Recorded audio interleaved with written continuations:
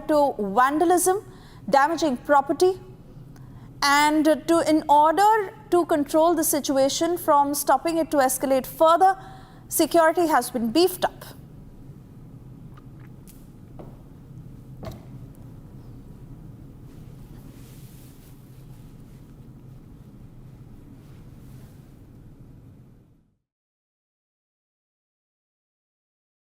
Protest is welcome under democracy, but not violence. Public order cannot be disturbed and the people's lives cannot be tampered with in the name of protest. Very strong action will be taken against the miscreants who think they can take the law in their hands. On receipt of information about certain troubles likely to brew in certain parts of Bengal, there was a confidential discussion between the governor and the chief minister, the contents of which I do not want to let out in the public domain now. Even today, when some of the disturbance broke out, discussions were held with the government authorities, and the chief secretary has assured that government is taking very stern action against the miscreants and will not allow disturbances to escalate. The state is prepared. All action will be taken against miscreants. Nobody will be allowed to take the law in their hands. Mamata Banerjee ने पश्चिम बंगाल को पूरी तरीके से जिहादियों के हाथों में जिम्मी रख दिया। जिस तरीके से पश्चिम बंगाल के एक मंत्री रहते हुए सिद्दीकुल्ला साहब कलकत्ता में चिल्ला रहे थे कि पहले जिले के लोगों को टाइट देंगे, उसके बाद कलकत्ता को टाइट करेंगे, उसी समय उस व्यक्ति को पकड़ के जेल के अंदर डालना चाहिए था, जेल में ठूस देना चाहिए था। आज पूरे मुर्शिदाबाद जिले में जंगीपुर से लेकर धुलियान गंगा से लेकर सूती से लेकर एक एक जगह में वैंडलाइज हो रहे हैं, हिंदू मंदिर तोड़े जा रहे हैं, हिंदुओं के घरों पर हमला हो रहा है, ट्रेन बंद है, 5 ट्रेन रास्ते में अटका हुआ है, 5 ट्रेन। आप सोचिए कितने लोग जिनकी जिंदगी की क्या गारंटी है, कोई गारंटी नहीं दे पा रहे। ममता बनर्जी पूरी तरीके से विफल हो चुकी है लॉ एंड ऑर्डर मेंटेन करने के लिए। पुलिस इंजोर्ड है, 10 से 12 पुलिस इंजोर्ड है। पुलिस को हाथ में हाथ धरे, गोली नहीं चला रही पुलिस। गोली किस लिए रखा है? किसी के शादी के अवसर पर फटाने के लिए, वो चलाने के लिए रखा है क्या ममता बनर्जी ने? ममता बनर्जी को चाहिए इमीडिएट केंद्र से बात करके केंद्र की पैरामिलिट्री फोर्सेस को तैनाती करनी चाहिए और लाठीचार्ज करनी चाहिए बंदरों के ऊपर। जिस तरीके के उपद्रव ये लोग मचा के रखे बंगाल में, इनको बहुत सख्त हाथों से इनका ट्रीटमेंट होना चाहिए, नहीं तो पूरे बंगाल को ये लोग वैंडलाइज कर देंगे। पश्चिम बंगाल में कानून व्यवस्था पूर्ण तरीके से ध्वस्त हो चुकी है। कंप्लीट एनार्किक सिचुएशन बन चुकी है और मां माटी मानुष सुरक्षित नहीं है। अब केवल मुस्लिम अपीसमेंट हो रही है। कहीं पर मुर्शिदाबाद में आगजनी, कहीं पर बीडीओ की ऑफिस पर हमला, कहीं पर हिंदुओं की दुकानों पर हमला, कहीं पर सैफरन फ्लैग हटाया जा रहा है, कहीं पर रेलवे पर हजारों लोग जाकर अतिक्रमण कर रहे हैं ताकि रेलवेज काम ना कर पाए। ये दिखाता है कि ममता बनर्जी या तो असक्षम है या वो जानबूझकर इस प्रकार के हिंसक प्रदर्शनों को बढ़ावा दे रही है, क्योंकि वक्फ बहाना है, आग लगाना है सीए की तरह और वोट बैंक की दुकान चमकाना है।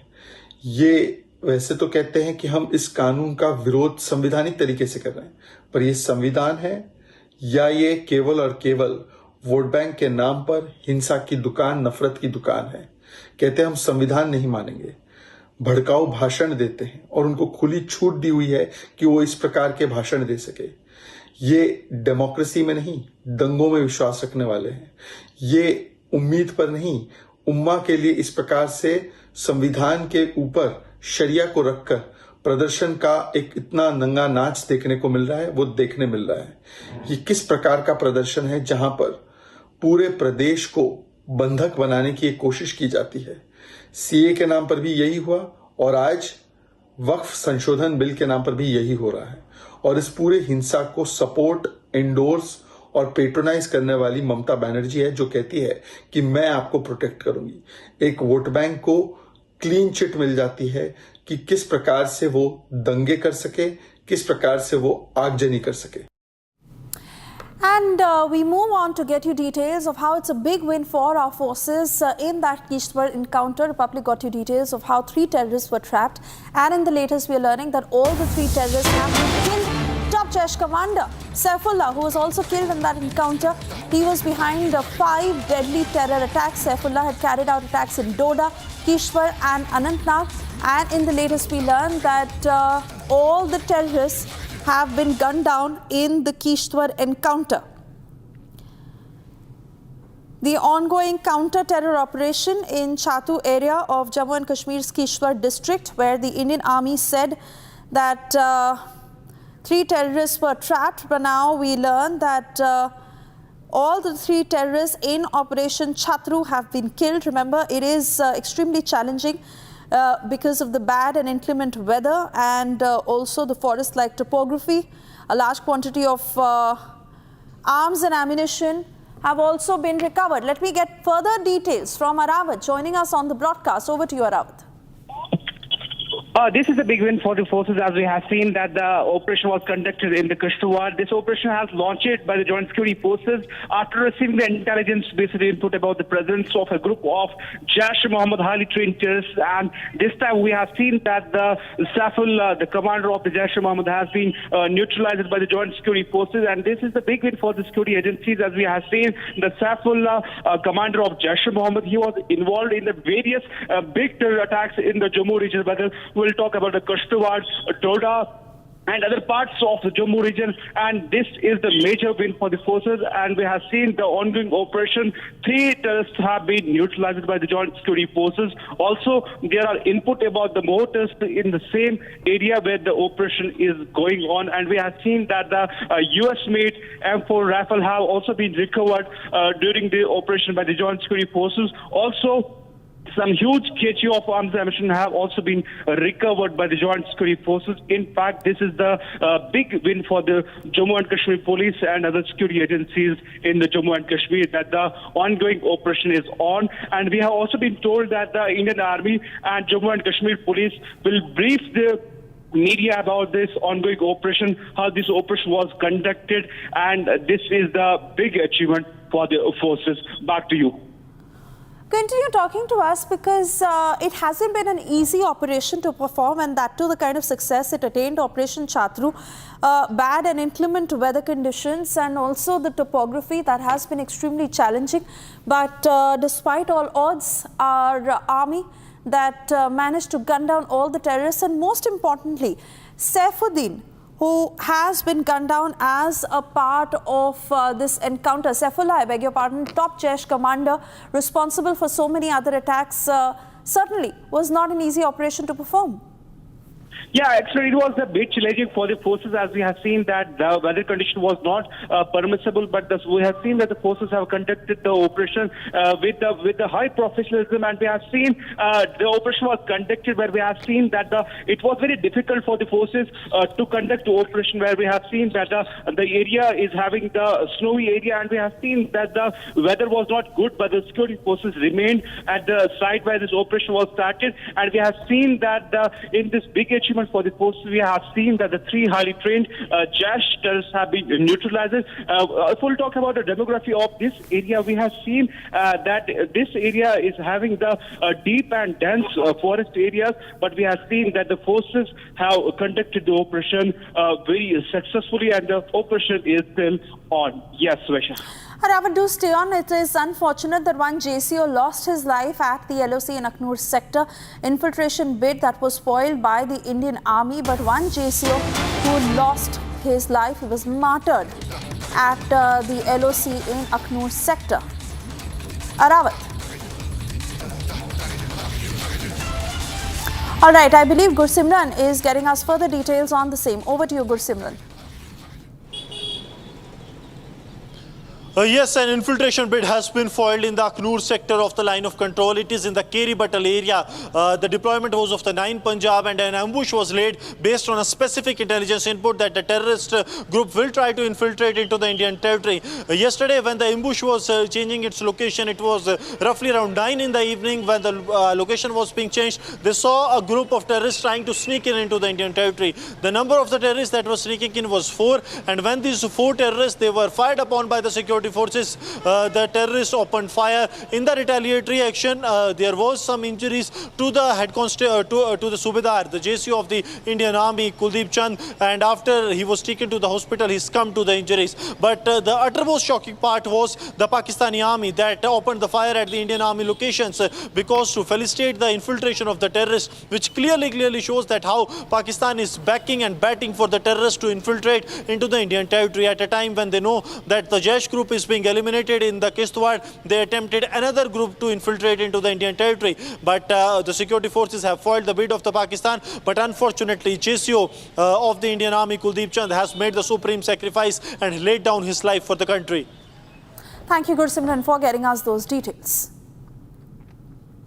And moving on to a significant diplomatic development, US Vice President J.D. Vance was all set to visit India from the 21st to the 24th of April. In fact, this visit that comes at a very crucial time when both nations are working towards finalizing a landmark bilateral trade agreement. Vance will be accompanied by US National Security Advisor Mike Waltz and Second Lady Usha Vance. The high-profile visit will also include meeting with Prime Minister Narendra Modi and tours of Jaipur and Agra. Getting you all the details in this report. United States Vice President J.D. Vance is set to arrive in India on a 3-day official visit from April 21st to 24th. This key diplomatic visit comes as India and the US engage in active negotiations to finalize a long-anticipated bilateral trade agreement. According to reports, Vance will be joined by US National Security Advisor and his wife, Second Lady Usha Vance, during the trip. The US Vice President is scheduled to meet Prime Minister Narendra Modi and senior Indian officials to further boost bilateral ties. Alongside his official engagements, Vance will also visit iconic Indian cities, Agra and Jaipur, as part of his cultural tour. Diplomatic observers see Vance's trip as a significant step forward in sealing the trade pact and deepening strategic alignment between New Delhi and the Washington, D.C. And we move on to more breaking news coming in. It's a shocking case that is being reported from Bangalore of Heightened, where a speeding Honda City that was driven by a person named Puneet, who lost control near Ambedkar College. The car was moving at a very high speed. The driver failed to control the vehicle. That led to a major accident where 7 bikes were completely damaged. 2 individuals sustained serious injuries. One of them tragically lost his leg and is currently undergoing treatment at a nearby hospital. That is the CCTV footage that Republic accessed of this hit and run case, where an individual who has been identified as Puneet lost control of his vehicle. He was moving at a very high speed. Not only did he ram into 7 bikes, but 2 people who've been severely injured, and one of them who's also lost his leg. Let me cut across to Abhishek from Republic Kannada, who's getting us further details on whether the driver has been caught, what action is being taken. Well, Trisha, it is very clear from the CCTV footage that it is undue negligence of the driver which caused such an accident. And also, in this accident, one of the persons has lost his leg and a couple more are fighting for their lives. And also, some more who were at the scene standing on the side of the road are actually hospitalized and are being taken care of by the hospital staff. And also, with respect to the driver of the car who was negligent, he tried to flee the scene. However, the police actually have caught him and made sure that he is at the police station now. And the complaints have been filed against him with respect to the negligence and the reckless driving. Also, the Gnanabati Traffic Police Station have already secured him, and they have made it sure that they will produce him in front of the judicial custody and probably request for any further investigation as of now. Sesha. All right, Abhishek, many thanks for getting us those details.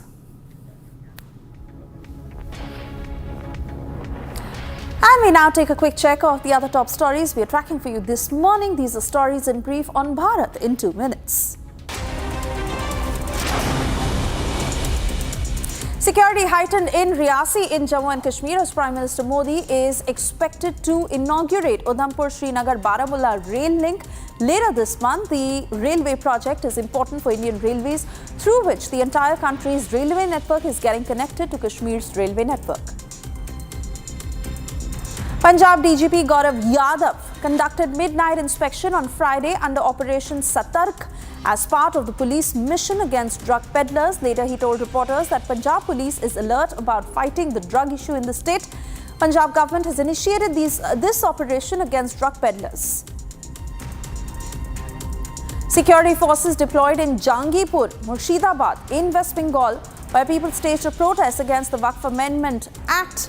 Several vehicles were torched. Security has been heightened in the area. According to the Bengal police, the situation in Samsarganj and Sut areas of Jangipur is now under control. A fresh round of violence broke out in Murshidabad on Friday over Waqf law as the mob threw stones at a train that was stationed at Nimtita station. The mob also vandalized the station property.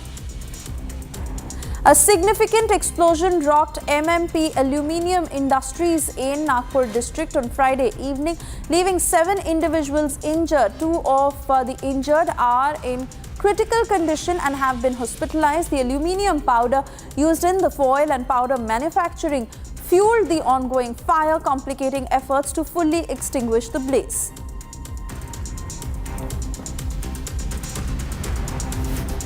On YSRCP's allegation regarding cow deaths in Tirumala Tirupati Devasthanam's Gaushala, TTD board member Bhanu Prakash Reddy said that YSRCP party is a clear example of the decline in moral values in politics. Earlier, former Tirumala Tirupati Devasthanam's chairman and YSRCP leader Bhumana Karunakar Reddy had alleged that over 100 cows had died in the temple trust Gaushala due to neglect by the TDP-led Andhra Pradesh government.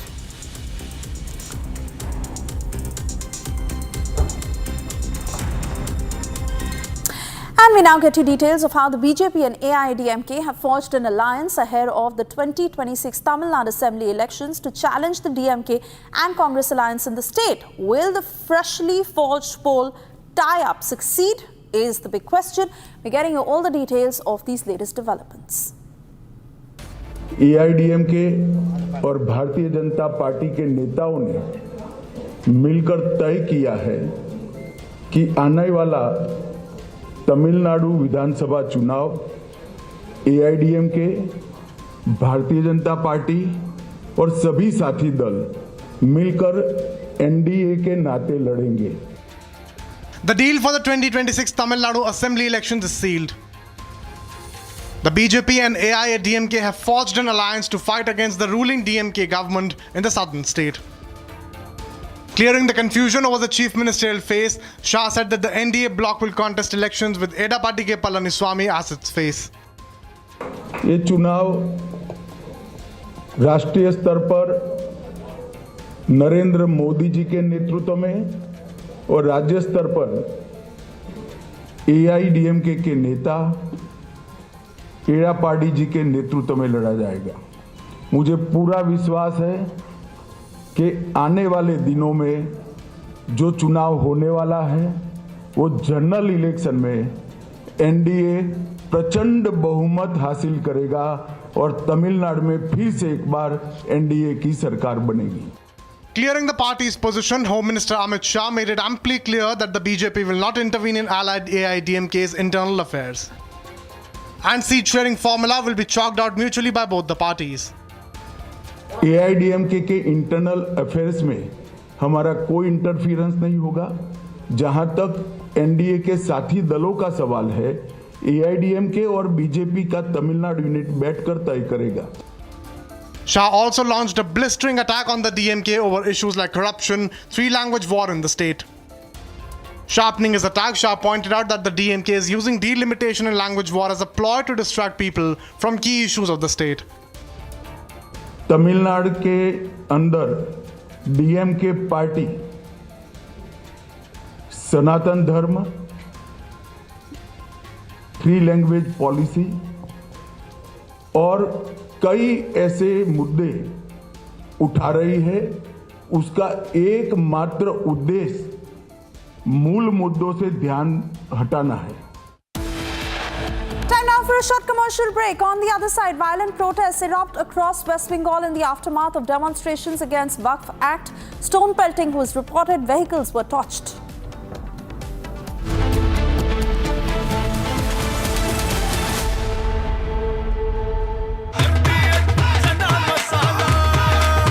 अब छोलिया हो या लोबिया, सफेद चने या काले चने, सब कुछ मजेदार बने।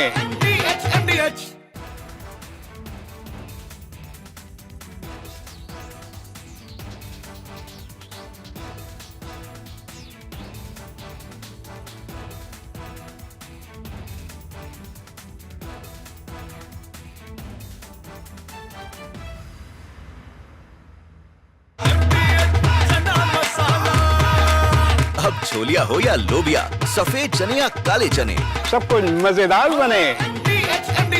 Last night, while the entire national media, the Lutyens media and that corporate media was in deep slumber, only Republic brought you minute-to-minute ground-level coverage of Tahawur Rana's extradition and when he went to the NIA as he was finally brought to India after 17 agonizing years of relentless pursuit by the Indian government.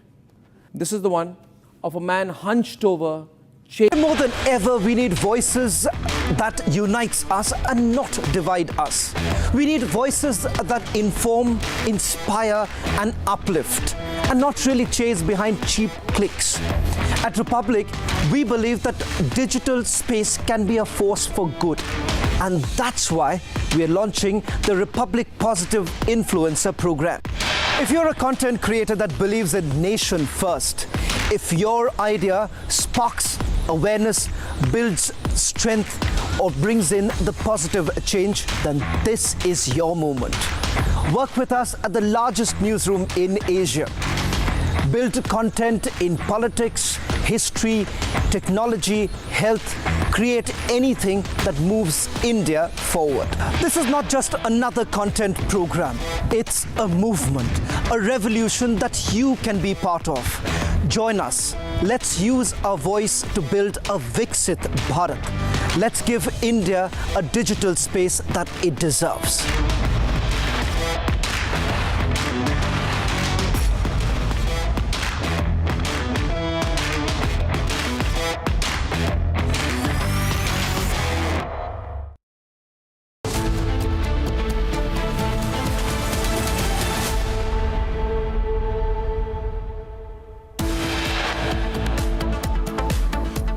It's day 2 of 2611 mastermind Tahawur Rana's interrogation. Top focus on Rana's 2008 visit to India, during which he recce'd multiple locations across Uttar Pradesh.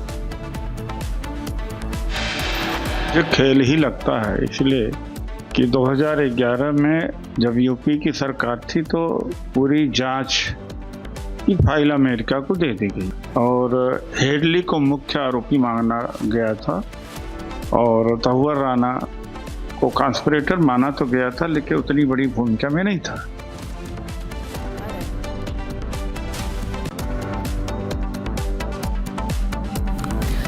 Major controversy after Congress clean chits Tahawur Rana. Party says Rana was not a key player behind 2008 attacks. Mega anti-terror operations underway in Jammu and Kashmir's Kishtwar region. Top Jaish commander responsible for 5 deadly terror attacks neutralized.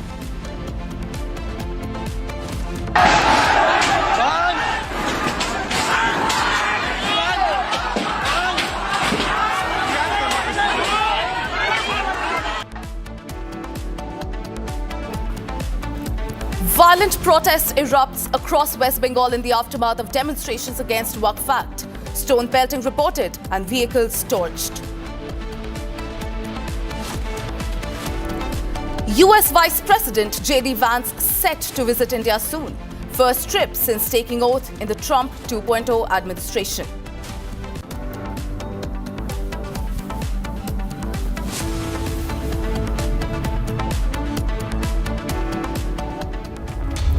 A very good morning, viewers. Thank you for staying with Republic. It's 10:30 a.m. and you're watching Live and Breaking with me, Antara Gupta.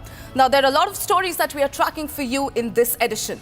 First off, in the Tahawur Rana interrogation case, we are getting in more breaking news on day 2 of interrogation of Tahawur Rana. The NIA is focusing on establishing the direct role of the Pakistani military and ISI in aiding the accused. Now, this could lead to significant diplomatic fallout and renewed pressure on Pakistan, possibly pushing it back onto the Financial Action Task Force watch list. The focus, as we told you earlier, is also on Tahawur Rana's 2008 visit to India, during which we learn that he recce'd several locations across Uttar Pradesh. The 2611 mastermind also happened to recce locations such as Agra in Uttar Pradesh. The NIA's top focus is now on establishing these links of the 2611 ghastly terror attacks conspirator Tahawur Rana.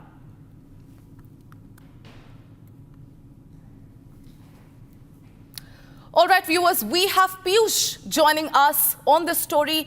Piyush, there are back-to-back major updates on Tahawur Rana's interrogation. It's day 2 of the interrogation. NIA is currently focusing on what links could Tahawur Rana have. Piyush, give us more updates on this. So yes, good morning, Ankita, and good morning to all our viewers who are viewing us at the moment, it is going to be a major challenge for the National Investigating Agency officials that are going to be probing Tahawur Rana for the second day now. It is important to note that the National Investigating Agency has been able to obtain the 18-day custody of Tahawur Rana. And in this, there are going to be several layers and several processes under which they are going to be probing Tahawur Rana. First, they are going to be probing about his background, about how actually did he migrate from Pakistan to Chicago in United States, where he started his immigration business. It is also going to be important for the National Investigating Agency then to establish how he got in touch with his childhood friend David Coleman Headley and what actually resulted in them getting radicalized to an extent that they got in touch with, one would say, several affiliates of the Pakistani army, the inter-services intelligence like Harkat al-Jihad, and tried plotting and strategizing terror attacks, one of which also included the Mumbai terror attack that had claimed 166 lives and led 231 people getting injured. So yes, these are some of the processes by which the National Investigating Agency is going to be probing Tahawur Rana. It is very important to note over here that there was a very detailed planning that was carried out by Tahawur Rana with David Coleman Headley in carrying out the Mumbai terror attack. And what is even more sinister is that even after carrying out the Mumbai terror attacks, the sinister motive did not end and they wanted to bleed Bharat even more. In fact, what they had planned was that after Mumbai terror attacks, they would carry out attacks at the National Defence College over here in National College. And just imagine if that would have happened, what would have it resulted in between the relations between India and Pakistan. Perhaps Pakistani army wanted this kind of altercation to take place, in which they wanted to use Tahawur Rana and David Coleman Headley. And thereby it becomes very important for the National Investigating Agency to establish the role of Pakistani army and ISI. Some of the detail of how Pakistani army and ISI was aiding Tahawur Rana has already been revealed officially in the US Court of Justice documents, some of the contents of which has already been... Now we are getting another breaking news. Now, in a major security breach caught on camera, 2 Pakistani terrorists were seen infiltrating into India at the Akhnur sector along the line of control at 8:32 p.m. last night, using tree cover to evade detection by the Indian Army. The infiltration attempt exposed by Republic TV serves as a fresh proof of Pakistan's continued support to cross-border terrorism. Subedar Kuldeep Chand and his brave team intercepted the terrorists successfully, thwarting the attempt. However, in the line of duty, Subedar Chand made the supreme sacrifice.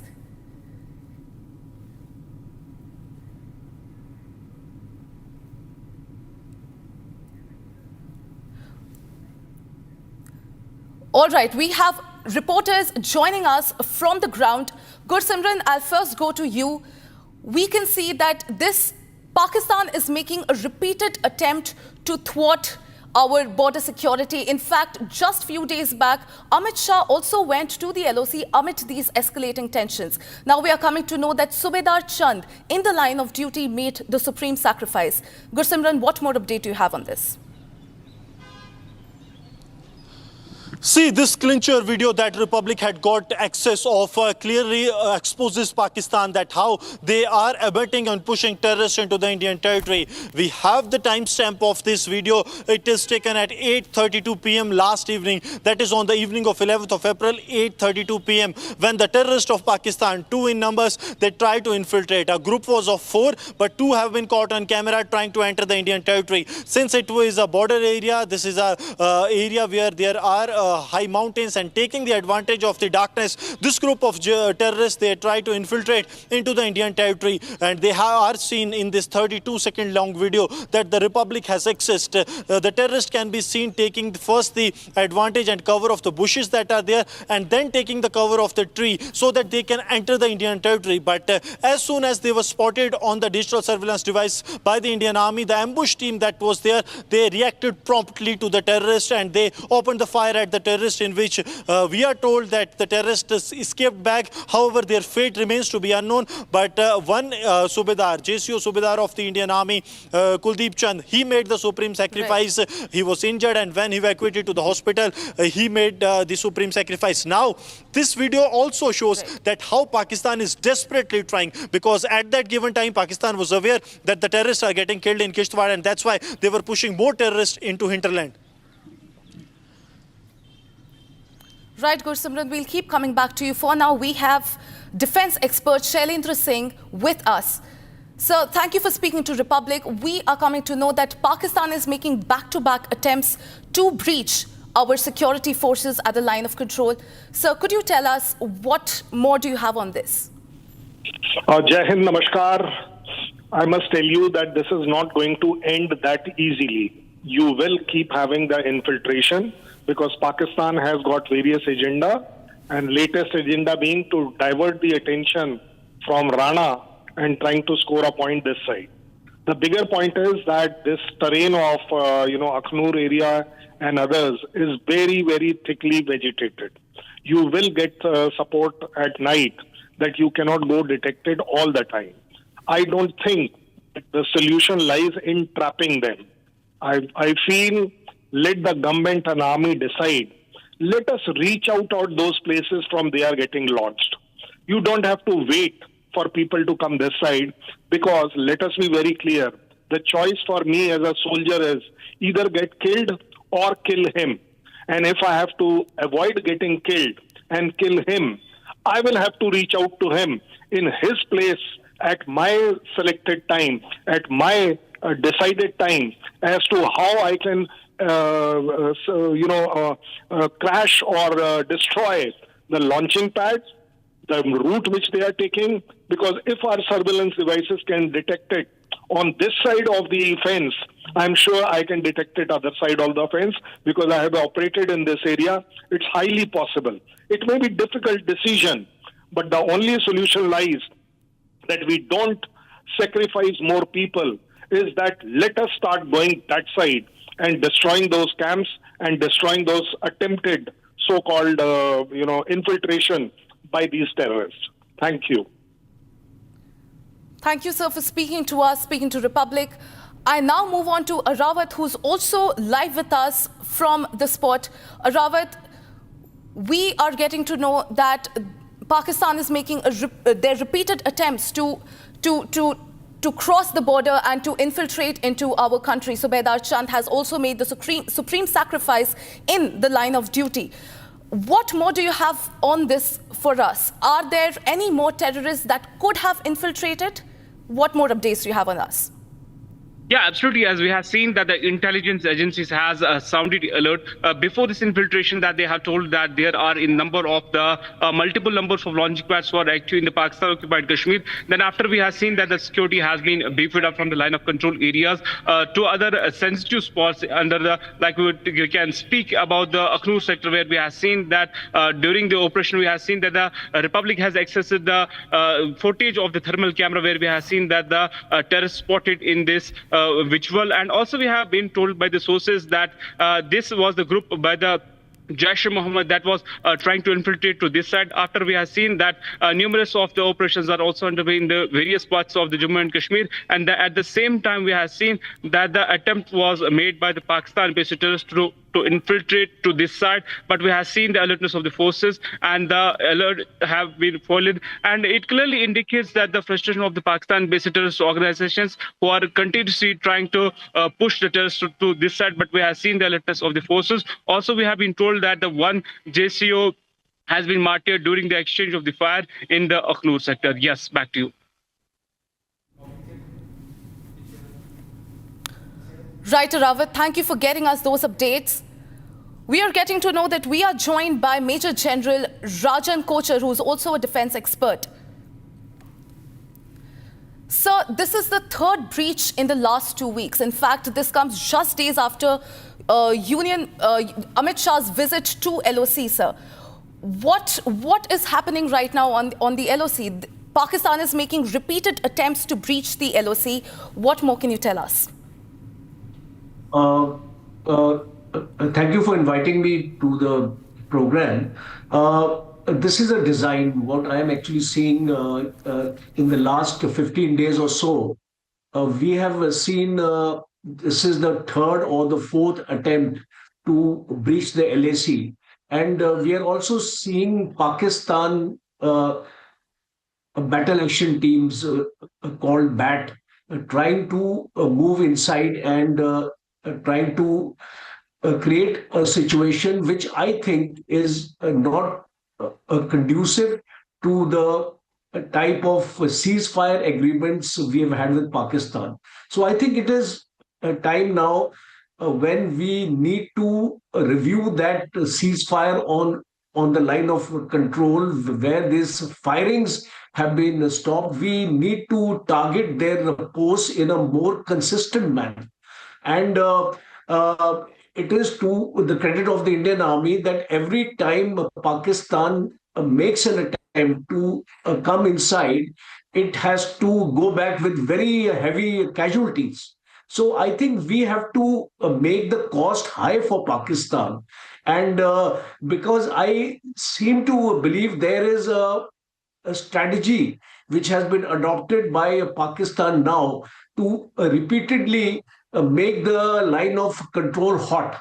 So in case they want it this way, let us also make it hot for them and make it count for them. And I think we need to review this policy. The DGMOs firstly need to communicate with each other and to send a message to Pakistan that any further violation of this kind, any further, if you change the sanctity of the line of control, has to be met with a stronger response. I feel this should be the line of action taken.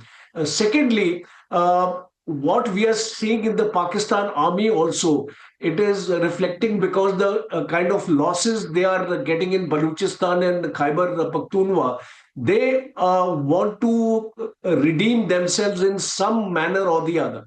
And therefore, this strategy of you moving into the line of control and trying to create a situation which can be of their advantage. Third important aspect is about the infiltration. As we are aware, this Jammu, Riyasi, Kathua, Akhnur belt, there has been an increase in infiltration in the last couple of months, and a number of encounters we have seen have been happening there. So I think this is also an attempt to push in these the terrorists inside India try to create a disturbance, because the kind of stability we have seen in Jammu and Kashmir, especially after elections, I think is not able to, Pakistan is not able to stomach that. They want to create a kind of instability in this region. And I think we have to remain very vigilant, because in the coming months, I foresee many more such attempts will be made by Pakistan. The Indian Army has to remain vigilant, and at the same time, I think a strong message has to be given to Pakistan, not only in terms of speaking to them, but in terms of action.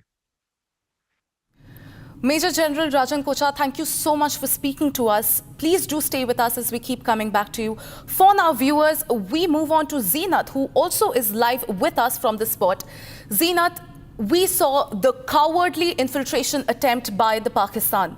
Now, how do you see India retaliating to this infiltration attempt, especially given the fact how Centre has this no-tolerance policy towards terrorism? Zeenat. This is one such treacherous part of the Pakistan, that despite the ceasefire agreement in place, they are pushing the infiltrators and giving the cover through Pakistan Army. Yesterday also the ceasefire was violated as per the sources within the security establishment, and this cover that the Pakistan Army is given to the infiltrators only is exposing Pakistan and their commitments and their agreements that you cannot trust Pakistan. Recently, Home Minister of the country has visited international border, and he has covered also this entire stretch of areas where the Home Minister has pushed that more technology will be infused so that these kind of movements, these kind of the surveillance will be increased with the modern technology. And yesterday evening, when the terrorists were spotted in the area with the thermal images that we are screening, just tell you that how the Pakistani terrorists are trying to make inroads inside the Indian territory, and how they are taking the shelter through the thick foliage that this area has. But simultaneously in the entire ridge, we're seeing the encounter taking place in Kishtwar, where the 3 terrorists of the Jaish-e-Mohammed have been neutralized. And now Pakistan, in a way, trying to divert the attention of the forces who have been working in this operation for many days, because earlier also there was an encounter in Kishtwar which continued for around 16-17 days, and finally the forces got success yesterday by neutralizing the 3 terrorists. In order to move their eye from one to another, the infiltration.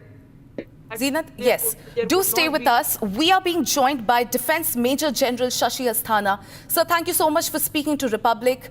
As we speak, Pakistan is making repeated attempts to breach the LOC. Now, this is the 3rd infiltration attempts in the last 3 weeks. Now, how do you see India retaliating to this, especially given the fact that the centre has an absolutely no tolerance policy towards terrorism? Sir.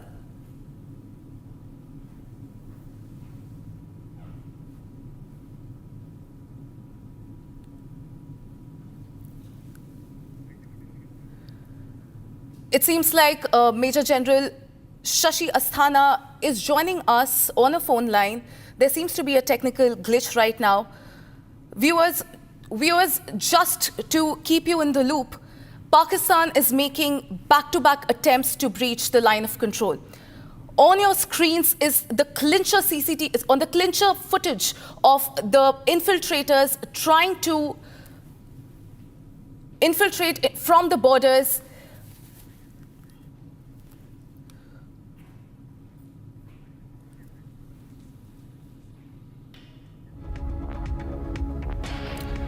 All right, viewers, it's time to slip into a very short commercial break. On the other side, we'll keep getting you updates on the Kishtwar encounter, which has entered the 4th day. We'll keep getting you that and a lot more.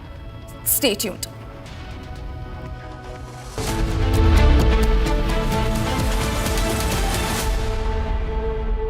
MDH का kitchen king kitchen में हो तो हम सब कुछ बना सकते हैं। बैंगन का भरता, आलू गोभी, भिंडी मसाला और भी बहुत कुछ। MDH अब छोलिया हो या लोबिया, सफेद चने या काले चने, सब कुछ मजेदार बने। The BJP and the AIDMK have reunited for the Tamil Nadu elections, and Palaniswamy of the AIDMK is going to be leading the alliance, What this signifies is that the BJP is getting very practical about coalition politics. The NDA is going to be a super big tent of like-minded parties working together in national interest. The ADMK has become practical and realized it needs to pitch on to the BJP's tent. The BJP has become practical and realized it needs to take the ADMK together. And I can tell you the DMK is going to be really shaken with this. This could be the game changer. Ladies and gentlemen, 2 big elections are coming up, Bengal and Tamil Nadu. And if the BJP wins even 1 out of the 2, the national politics will change. If it can win 2 of the 2, then it's going to be a clean sweep for a very, very, very, very long time in national politics. But can this make a real difference? Let me take you through the numbers.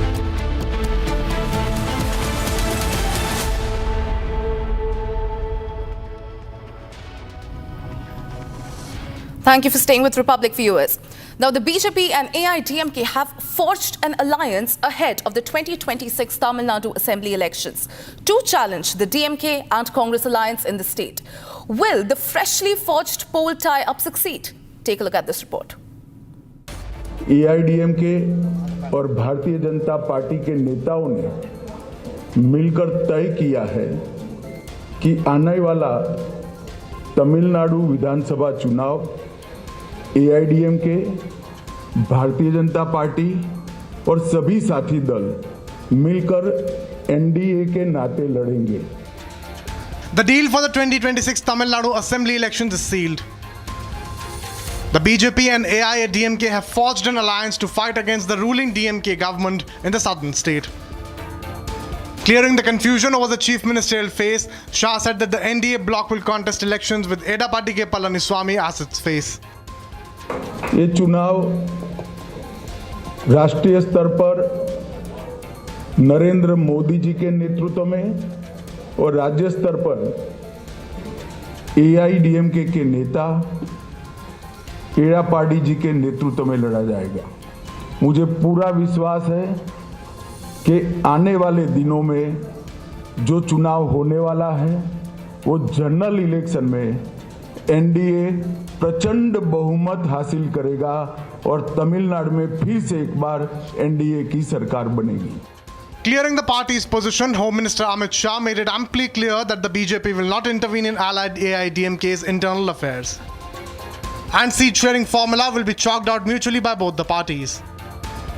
AIDMK के internal affairs में हमारा कोई interference नहीं होगा. जहां तक NDA के साथी दलों का सवाल है, AIDMK और BJP का तमिलनाडु यूनिट बैठकर तय करेगा. Shah also launched a blistering attack on the DMK over issues like corruption, 3-language war in the state.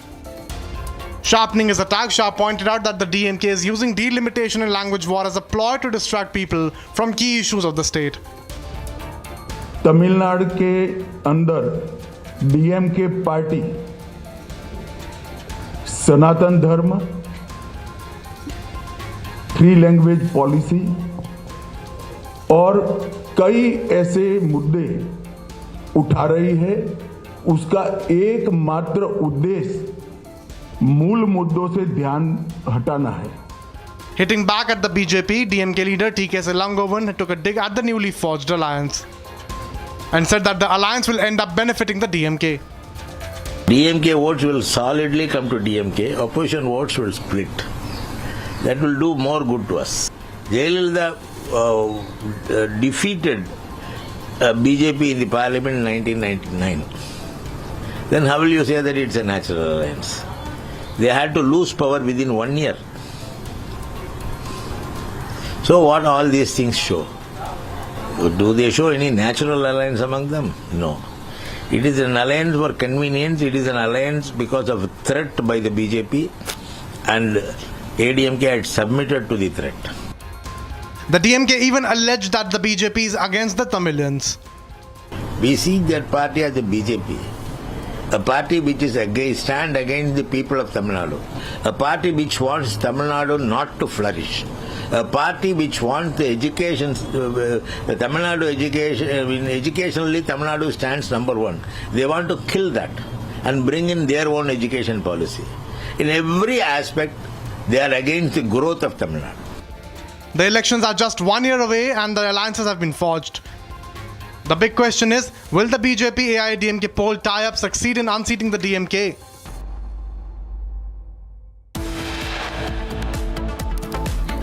Coming up next, mega anti-terror operations underway in Jammu and Kashmir's Kishtwar region. Top Jaish commander responsible for 5 deadly terror attacks neutralized.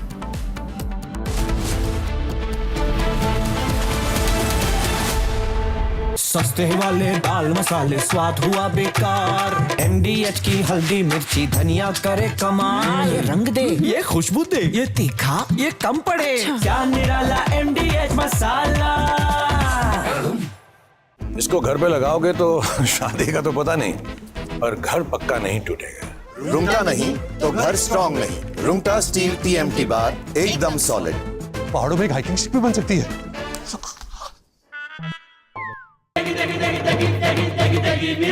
MDH की देगी मिर्च देगी मिर्च का तड़का अंग अंग फड़का MDH की देगी मिर्च Last night, while the entire national media, the Lutyens media and that corporate media was in deep slumber, only Republic brought you minute-to-minute ground-level coverage of Tahawur Rana's extradition and when he went to the NIA as he was finally brought to India after 17 agonizing years of relentless pursuit by the Indian government.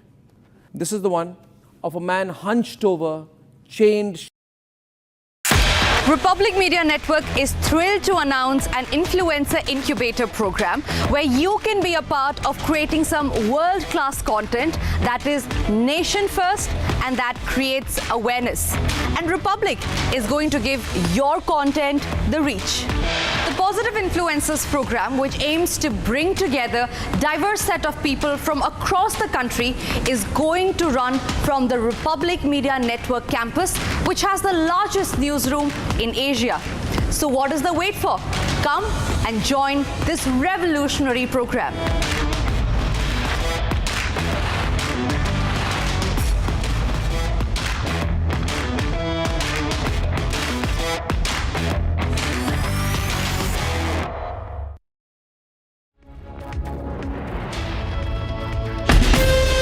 From Asia's largest news headquarters, setting the agenda for Bharat.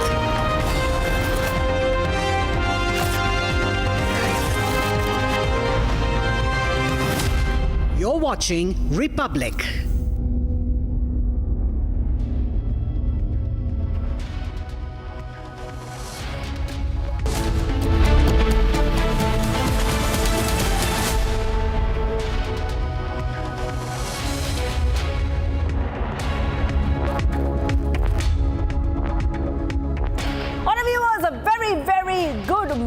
We are live and breaking this Saturday. It's a super weekend here as usual. Republic TV, where we get you all the top updates coming in. The Kishtwar operations have now led to 3 Jaish terrorists being neutralized. Our forces are working around the clock to crack down on terror. All this and much more coming up. One more Pakistan infiltration bid has also been foiled. All this coming right up. But as usual, the headlines we're tracking. Let's get started.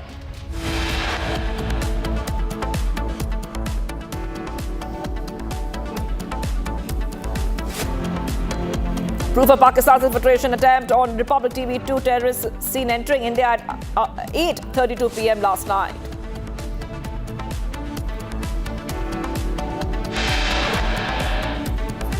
It's day 2 of 2611 mastermind Tahawur Rana's interrogation focus on Rana's 2008 visit to India, during which he had recce'd multiple locations.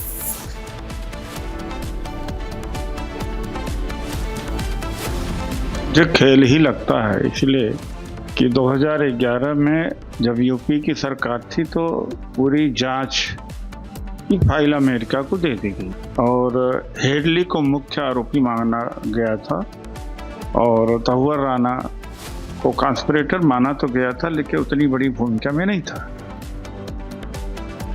Major controversy after Congress clean chits Tahawur Rana. Party says Rana was not a key player behind the 2008 attacks.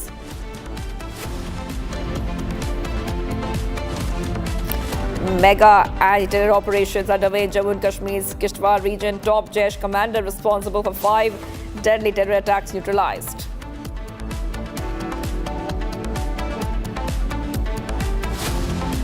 Violent protests erupted across West Bengal in the aftermath of demonstrations against the Waqf Act. Stone pelting reported and vehicles torched.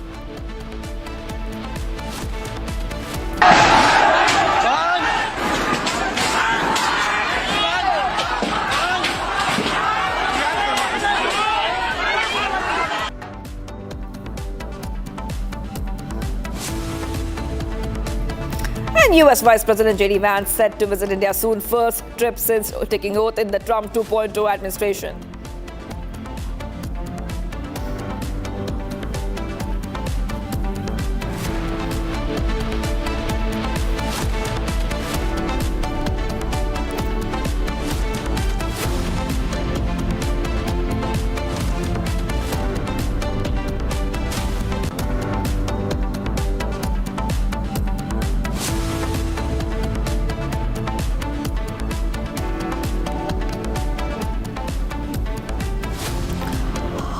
Getting you back to updates coming in right now on Republic TV. There has been a big infiltration attempt by Pakistan, which has now been foiled. That is right. This happened in Aknoor sector, and this is coming in as our forces are engaged in major anti-terror operations. In a major security breach caught on camera, 2 Pakistani terrorists were seen infiltrating into India, the Aknoor sector along the line of control at 8:32 p.m. last night, using tree cover to evade detection by the Indian Army. The infiltration attempt, exposed with Republic TV, serves as a proof of Pakistan's continued support to cross-border terrorism. Subedar Kuldeep Chand and his brave team intercepted the terrorists, successfully thwarting the attempt. However, in the line of duty, we saw Subedar make the supreme sacrifice for our country. Okay, so these are some of the updates coming in, viewers.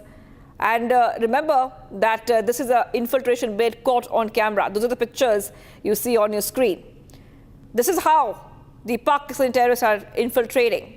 This is proof of how Pakistan once again continues to deny that it's exporting terror, but is still doing so. This is a video proof of that right on your screens. The Pakistan terrorists caught on camera at Aknoor line of control.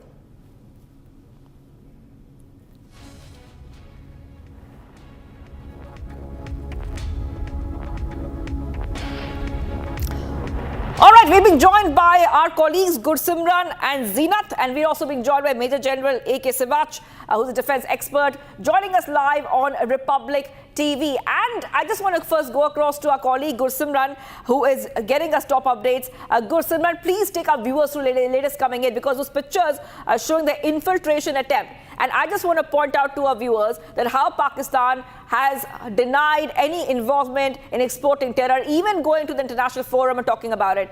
But now there's proof on camera. Yes.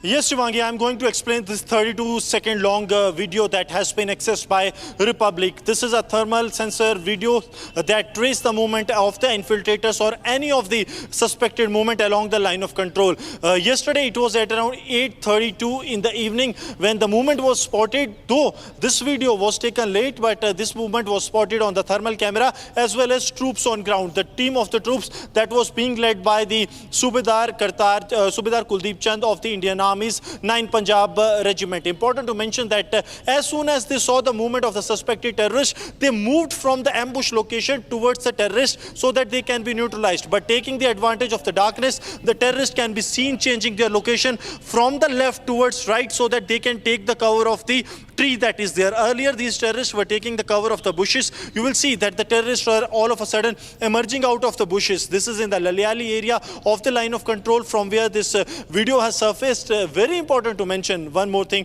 that this group was of 3 to 4 terrorists, but on the video only 2 have been captured. Since the frame of the camera has been taken in such a manner that the 2 that are visible, they can be seen in the video. So these terrorists attempted to sneak in, and as soon as they got the cover of the tree, since since it was a major cover they got, they opened the fire at the Indian Army troops, in which Subedar Kuldeep Chand of the Indian Army's 9th Punjab Regiment, he got injured, and when he was taken to the hospital, he made the supreme sacrifice. He succumbed to the injuries that he received during the encounter with the terrorists. But the brave hearts of the Indian Army, they also ensured that the terrorists of the Pakistan, they are pushed back to the Pakistani territory, and also there was post-to-post firing that was recorded soon after this incident, because Pakistan wanted to give cover to these terrorists so that they can sneak in into the Indian territory. But that all attempt was foiled, though supreme sacrifice has been made. Yes, I also want to go to a guest joining us, Major General A.K. Siva, joining us live, defense expert. Thank you for joining us, Major General. And you would be the perfect person to tell us, Major General, that how Pakistan is once again trying to infiltrate our borders, but they do not succeed. They have tried to send over terrorists, they have tried to send over drugs using drones, they have tried every attempt, they have lied, they have violated ceasefire time and again on various occasions. Your first reaction coming in right now to these pictures of the infiltration attempt caught on camera? No doubt. See, as far as Pakistan is concerned, it is trying its best to push maximum terrorists south of Pir Panjal, because now basically north of Pir Panjal, especially in Shamshabadi, the passes are still closed, and they are trying to send maximum terrorists to Rajouri, Poonch, Akhnur sector. Now, having commanded a battalion in Akhnur sector in Shamjoria, one not this area that, there are a number of rivers, there are forests, there is a broken area, and Pakistani tried to make use of this. This incident has taken place in Sundarpani area of Akhnur sector. What Pakistan is trying to do is that try to push maximum terrorists, and during that time they also gave a covering fire from their post. And they have been always telling that they themselves are victim of terrorism, because Tehreek-e-Taliban Pakistan is hitting them hard in Khyber Pakhtunkhwa. But one asked them, from who has created terrorism in first place? As on today also, the Pakistan is differentiating between good and bad terrorists. It is trying to push Lashkar-e-Toba, Jaise Mohammed in India, and call them a good terrorist. And Tehreek-e-Taliban Pakistan, which is biting them in Khyber Pakhtunkhwa, they still call it a bad terrorist. So the point is, until and unless you do not handle terrorism with the terrorist mind, then you cannot succeed. The Pakistan policy of bleeding with 1,000 cuts still remain there. And they are equipped with the best of the weapon system which were left by the Americans in Afghanistan, M4 carbine rifle. So the point is that the moment this patrol party has seen that the terrorists were trying to infiltrate, they were about a track of 5 to 6 terrorists. The 2 have been captured in the camera. So this patrol party, the ambush party, immediately of Subedar Kuldeep Chand has laid another counter ambush and tried to hit them, and made sure that the infiltration is foiled and they have to retreat back. But unfortunately, he was also injured, and thereafter he succumbed to his injury. But overall, 2-3 things stand out. One, Pakistan will keep on trying to push terrorist maximum, especially south of Pir Panjal, in approximately in April, May. And thereafter, his focus will shift north of Pir Panjal when the passes will open up in Kashmir Valley. Second thing is that it is trying its best to send maximum Lashkar-e-Toba and Jaise Mohammed terrorists, because the leadership is totally wiped off in J&K. And they are sending the basically drugs along with these terrorists through the drones. They are also sending the weapon. They are trying to make use of overground worker and sleeper cell. But overall, Indian army is very alert, especially our counter-infiltration grid is very, very robust on line of control and international border. And so is our counter-terrorism grid in the hinterland. Though the terrain is difficult in Sundarban area, also it is a broken area, it is a forested area, but certainly Indian Army, Indian security forces are geared up. Pakistan will not mend its ways. I suppose the Pakistan need to be paid in the same coin. Though we have signed an agreement of February 2021 of ceasefire, but Pakistan, whenever they want to push the terrorists, they basically violate that. Because they want to give a covering fire to this infiltrator, the posts start firing. And this has happened this time also. The 2 posts have started firing when they had trying to push these 5 to 6 terrorists inside India. But the Indian Army security forces were very alert. They have foiled this basically an infiltration bid. But unfortunately, we lost a brave heart. But one can say the Pakistan need to be paid in same coin. You need to punish those posts which are trying to help them out. And that can only be done by firing at them with a heavy weapon so that they learn a lesson, that they do not basically get involved in such sort of tactics that are pushing the terrorists and firing from their side. That is right. Major General, hold on for a second because, we have to also go to our colleague Zeenat. Zeenat, just a few days or a week back, Pakistan's army's LOC infiltration bid was foiled in Pooch, where the Pakistani army and these infiltrators, they were met with a fierce response from the Indian army, fired back at them. This time around, we have the Subedar Kuldeep Chand, who took on those terrorists and made the supreme sacrifice for our country.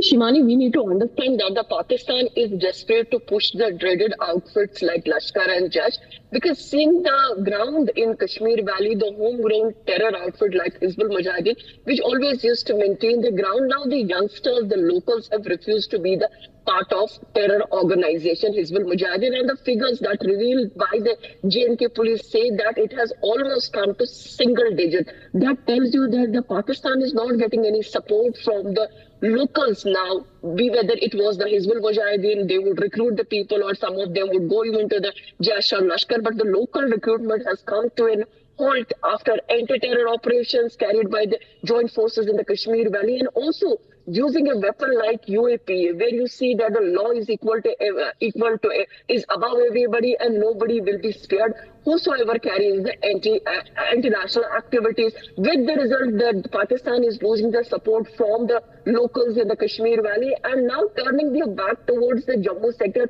where they are pushing the infiltration. Even the local support has drastically gone down there in Jammu as well. In the districts of the Jammu, number of UAP cases were slapped against those who were supporting or providing a logistic or the financial support. It was more like only to cut and weaken those organizations and to reduce the number of the locals or the logistic support that would go to these organizations. Now, coming to what happened yesterday, we seen a picture, a thermal image where it has been depicted that the terrorists are trying to sneak in. But the kind of ambush that has been carried by the Indian Army, the patrols that have been done, and Amit Shah has recently focused that the technology will be given boost along the line of control to see that Pakistan threat is neutralized. And the government of India is doing it in coming years to see that the area is completely fortified and they would not lose the lives of the Jawans in fighting terror. And this is what happened again here in this very sector when the GCO lost its life while fighting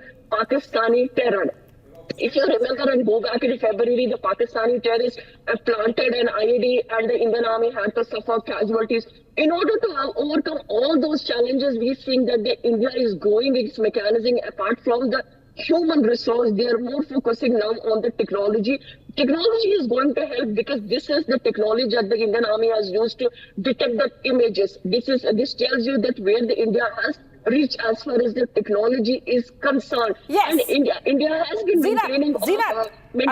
I'm getting some breaking news coming in. Zinat, I'm coming back to you. Getting some more breaking news coming in. Search operations have been launched in that area in Aknoor after infiltration bid was foiled last night. And I really want to talk more about this because this is an attempt once again by Pakistan to infiltrate into our borders. They are continuing these kind of exercises. 2 Pakistani terrorists were seen infiltrating into India at Aknoor sector along the line of control, using tree cover to evade detection by the Indian Army. And those pictures are on your screen. Latest search operations launched in Aknoor after infiltration bid was foiled last night. And I have those pictures. Republic TV has got those pictures for you.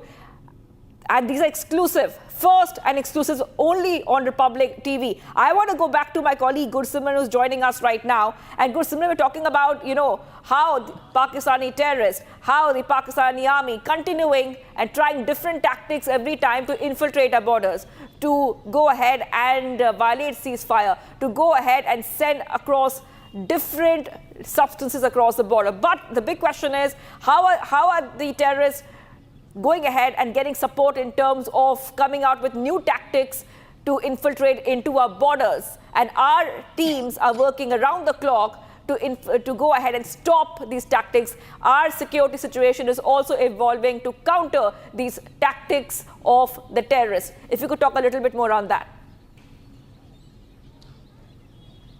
See, it is very clear from the Pakistani side that they do not want their numbers to go down in Jammu and Kashmir. That is the number of the Pakistani terrorists, because this infiltration attempt has taken place at a time when we have witnessed that there was an encounter going on in the Kishtwar district where 3 terrorists have already been neutralized and one is still trapped by the security forces. Very likely he too will be neutralized in the joint operation of the Indian Army as well as Jammu and Kashmir police. But Pakistan wants to push more and more terrorists so that their number in the hinterland remains stagnant, somewhere close to 50 Pakistani terrorists in the Jammu region. That is what they want to maintain, and yesterday also similar thing was done. See, they were well aware that every focus remains to be on the Kishtwar operation. They tried to take the advantage of the same by pushing in terrorists so that if they succeed, they will be in a position to create havoc in the hinterland area. But the troops of the 9 Punjab that has been deployed in the Indo-Pakistan line of control in the Keri-Batal sector of Akhnur, they were alert enough. They had led the ambush because they had the prior information that Pakistan will try to do some kind of a mischief.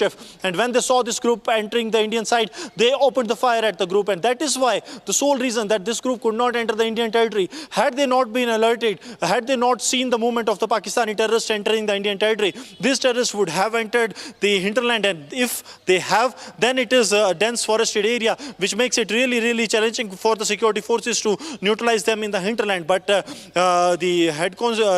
Subedar of the Indian Army, Kuldeep Chand, along with his team, he ensured that these terrorists are neutralized. He made the best possible efforts, though at the time of the retaliation he also got hit by the bullet and later he succumbed to these injuries. But they ensured that the line of control is not breached, the fence is intact, these Pakistani terrorists do not enter the Indian territory, and that is what his supreme sacrifice has gone for. That is to maintain the sovereignty and the unity of the country, that these terrorists do not enter and target the people and the security forces in the hinterland.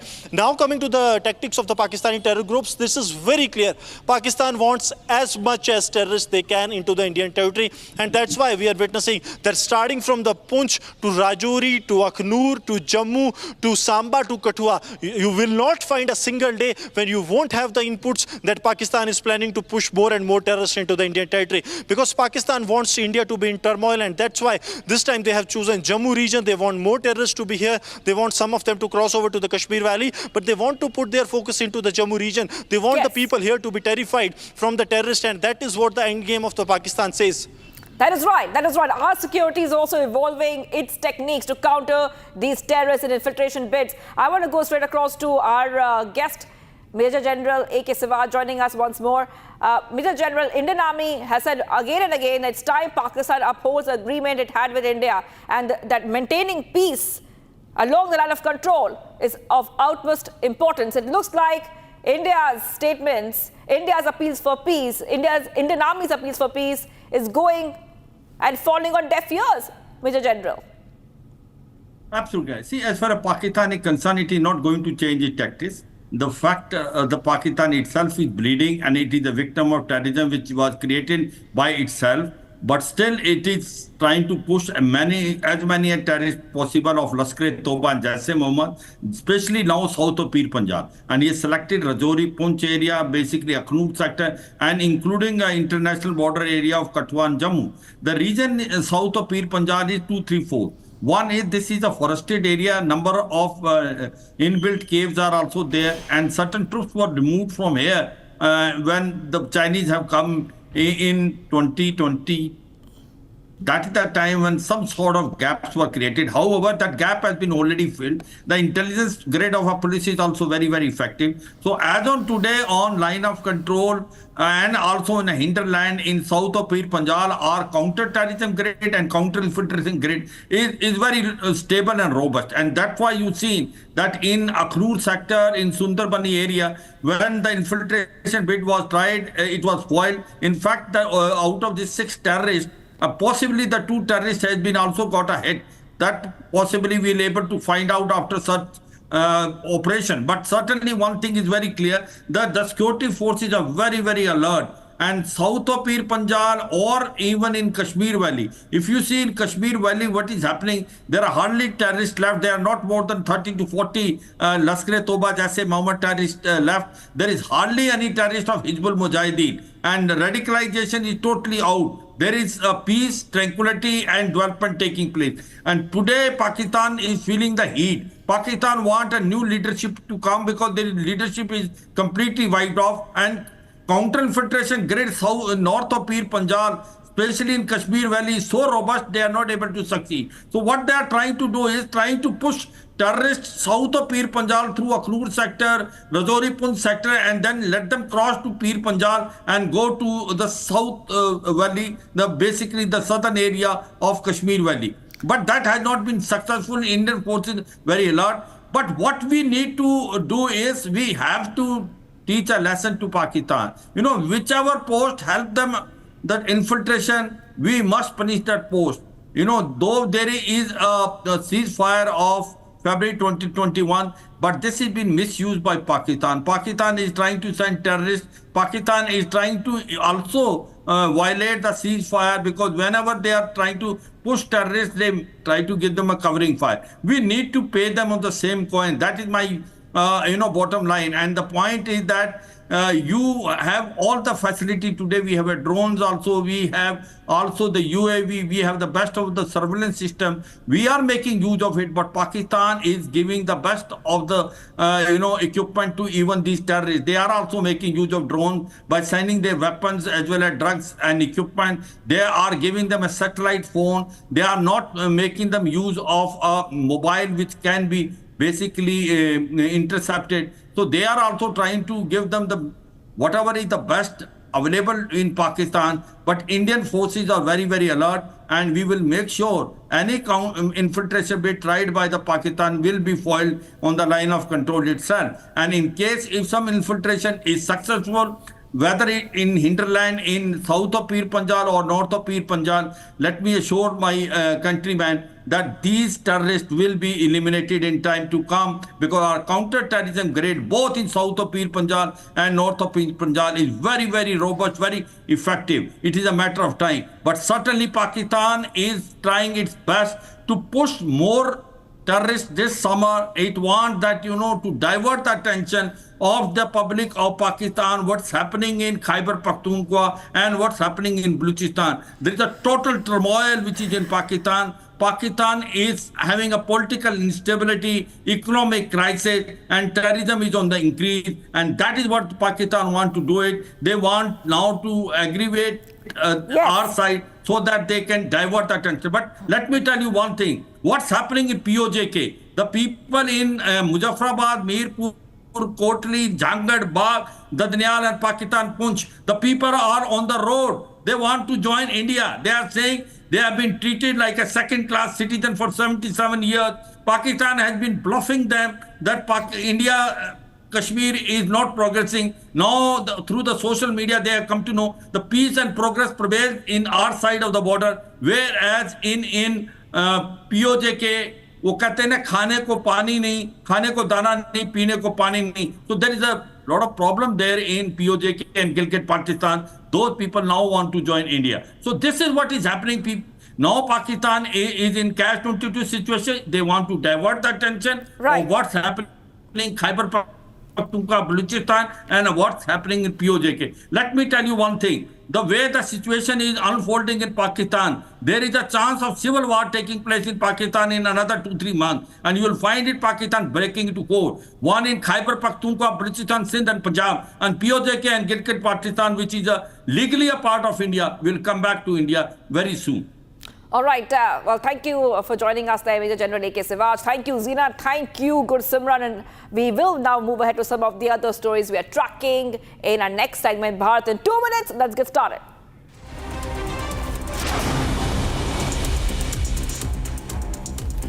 Starting off with security heightened in Riyasi in Jammu and Kashmir, as Prime Minister Modi is expected to inaugurate the Udhampur Srinagar Baramulla rail link later this month. Railway project is important for Indian Railways, through which entire country's railway network is getting connected to Kashmir's railway network.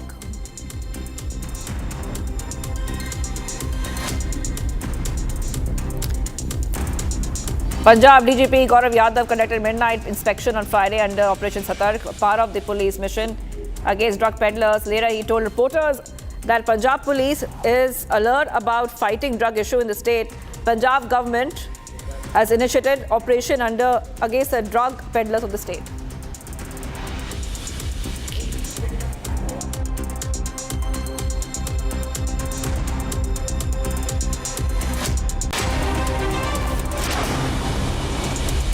Security forces are deployed in Jangipur, Murshidabad in West Bengal, where people staged a protest against the Waqf Amendment Act. Several vehicles were torched. Security has been heightened in the area as per the Bengal police. Situation in the areas of Jangipur is now under control. A new fresh round of violence broke out in Murshidabad on Friday, where Waqf law as a mob threw stones at train station at the Nimtita station. Mob also vandalized station property.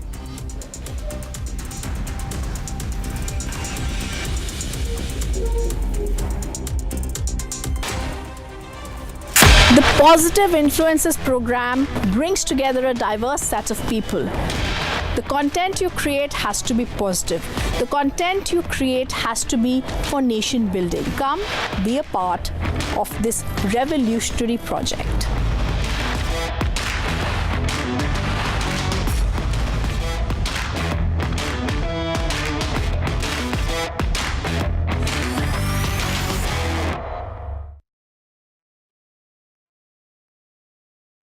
आपके घर के खाने में restaurant जैसा स्वाद ले आए MDH का शाही पनीर मसाला। पनीर को क्या मस्त बना डाला।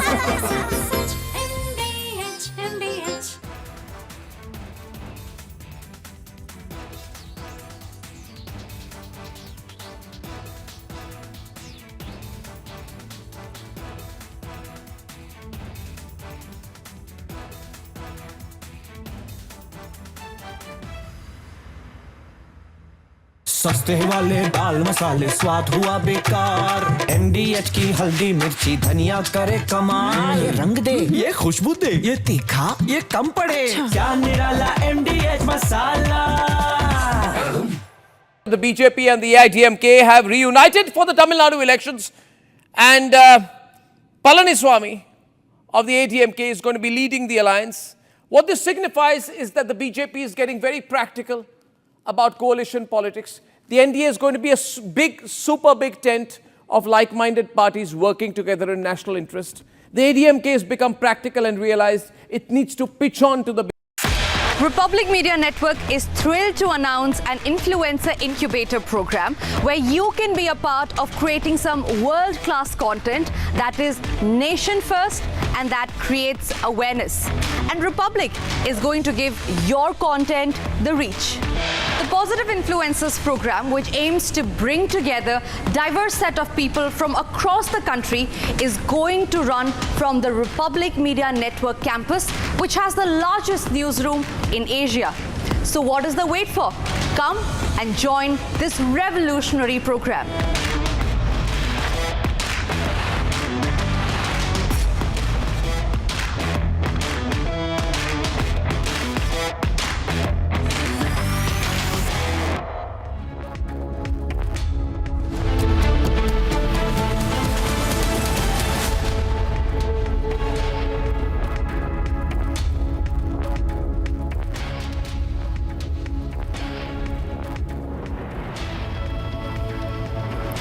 Very good morning, ladies and gentlemen. Thank you for staying with Republic TV. You're watching Live and Breaking this Saturday with me, Oyana Mitra.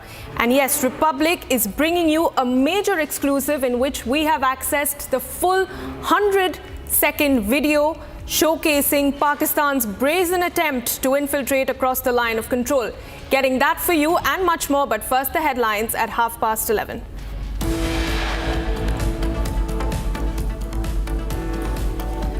Proof of Pakistan's infiltration attempt caught on camera on Republic TV. 2 terrorists seen entering India at 8:32 p.m. last evening.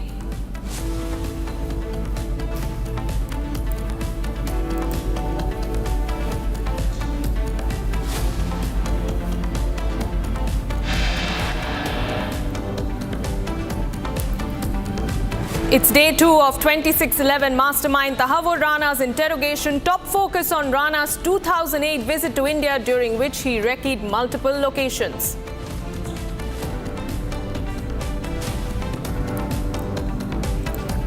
तो मुझे खेल ही लगता है, इसलिए कि 2011 में जब UP की सरकार थी तो पूरी जांच की फाइल अमेरिका को दे दी गई और हेडली को मुख्य आरोपी माना गया था और तहव्वुर राना को कॉन्स्पिरेटर माना तो गया था, लेकिन उतनी बड़ी भूमिका में नहीं था।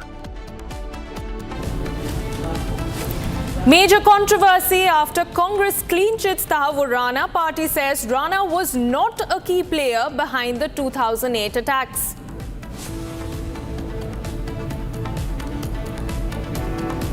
Mega anti-terror operations underway in Jammu and Kashmir's Kishtwar region. Top Jaish commander responsible for 5 deadly attacks neutralized.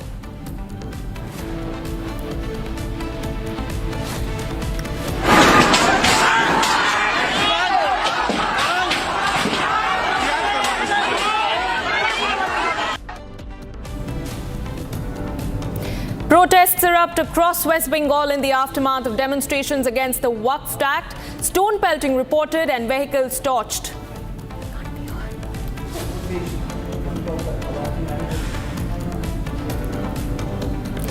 US Vice President J.D. Vance set to visit India soon, first trip since taking oath in the Trump 2.0 administration.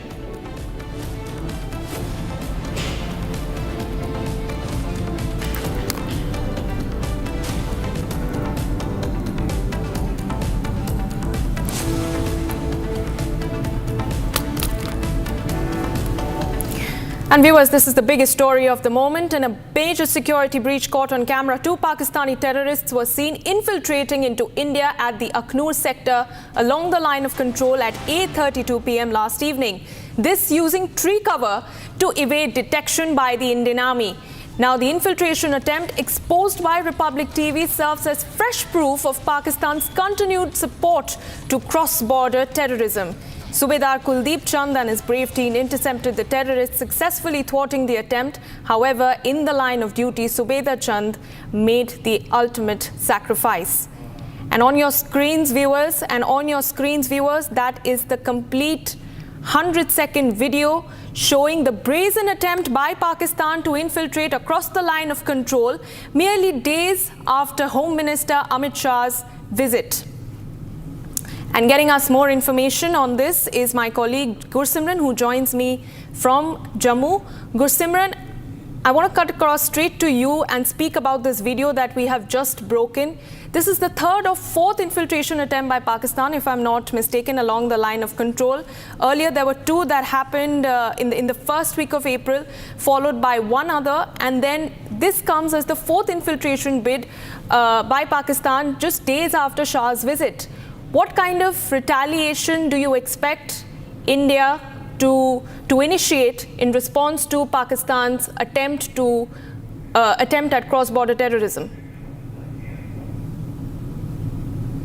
See, this infiltration attempt from the Pakistan comes a day after India-Pakistan held a flag meeting. Though it was in the Punch, but the message is very clear to every side that the ceasefire agreement that has been reached upon by the DGMOs of both the sides, that needs to be respected by both the sides. But the Pakistan, what they are doing, they are violating the ceasefire, they are resorting to the ceasefire violation, they are pushing the BAT groups into the Indian territory, and also what they are doing, that they are pushing the terrorists into the Indian territory, giving them cover fire. But that attempt has been foiled by the Indian Army yesterday in the Akhnur's Keri Batal area. A 100-second video that has been accessed by Republic Media Network clearly shows that how the terrorists are trying to enter the Indian territory. They are taking the cover of bushes at first and then of the trees so that they can fire at the Indian Army.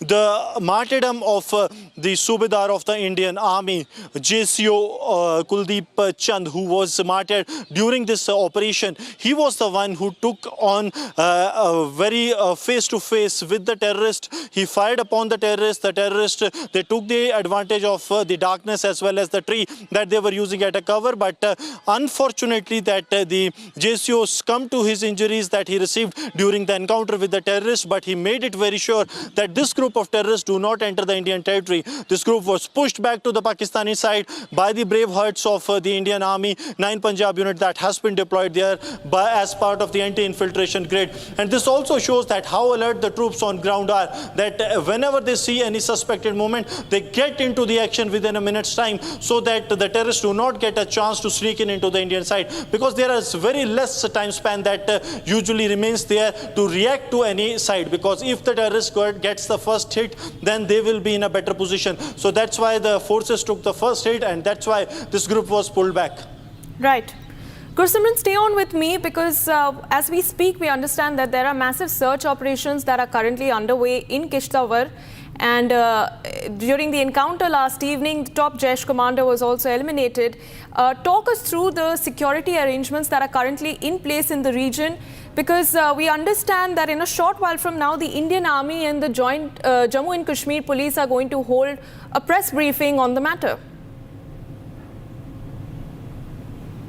Yes, there is going to be a joint press briefing by the Indian Army and the Jammu and Kashmir Police. This will only be restricted to the situation that prevails in the area of the Kishtwar, that is comes under the 5th sector of the Assam Rifle and the Doda Kishtwar Brahman Police. This is with respect to the ongoing anti-terror operation, in which what we are picking up that the 3 terrorists have been neutralized and 1 was injured during the initial exchange of fire. So it's very likely that there will be 3 or more than 3 casualties to the terrorists, including the top commander Saifullah, who has been neutralized by the security forces. And as we speak, the security forces are now preparing for the briefing that will include the briefing from the 5th sector commander of the Assam Rifles, as well as the Deputy Inspector General of the Doda Kishtwar Raman, Sridhar Patil.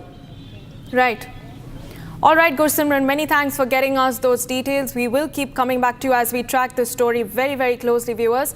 Now, shifting focus to what's been happening in the national capital. Now, sources have revealed that the interrogation of Tahawur Rana, the 2611 mastermind, has now begun at the NIA headquarters. And the NIA is expected to refer to key documents, emails and electronic intercepts today, which was submitted earlier as evidence by the FBI in US courts against Tahawur Rana.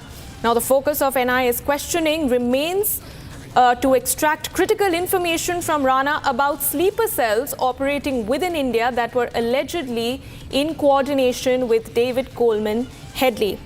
That is the latest that we are picking up as Tahawur Rana's interrogation is currently underway at the NIA headquarters. And as we told you earlier also, viewers, the top focus also remains on his 2000 visit to India, during which we learn he recce'd several places across the country. He was in close coordination, close touch with David Coleman Headley just days after the attack. And one of the main aspects that the NIA is continuing to investigate is whether he had any links with the Pakistan Army and the ISI. And joining me on this broadcast, right from the NIA headquarters, is my colleague Piyush. Piyush, as we speak, the second round of interrogation of Tahawur Rana has begun. Tell us, what is the line of questioning? What is it that the NIA is going to be investigating specifically today? So yes, Ayana, it is very important to first of all understand that the NIA has been able to get the 18-day custody of Tahawur Rana, the person who is reportedly believed to be involved in plotting the 2611 Mumbai terror attacks that had claimed 166 lives and had also resulted in 231 people getting injured. And in this process only, the interrogation has started. Today is the second day of the interrogation process. Yesterday also the NIA had interrogated Tahawur Rana, but today is the second day of interrogation of Tahawur Rana, in which today there is going to be a detailed form of interrogation that is going to be taken by the NIA, in which they are going to first establish of his links with David Coleman Headley, and from David Coleman Headley they would rather then also go ahead and establish his links with the Pakistani Army and the Inter-Services Intelligence. It is important to note over here, Ayana, that Tahawur Rana was first serving in Pakistani Army. He took the premature retirement from there and then went to Chicago to start his immigration business. From there he got in touch with his childhood friend David Coleman Headley, and in a way the process of radicalization began from there. And then with the aid of Pakistani Army, reportedly they got to plan several sinister attacks that also included the Mumbai terror attack.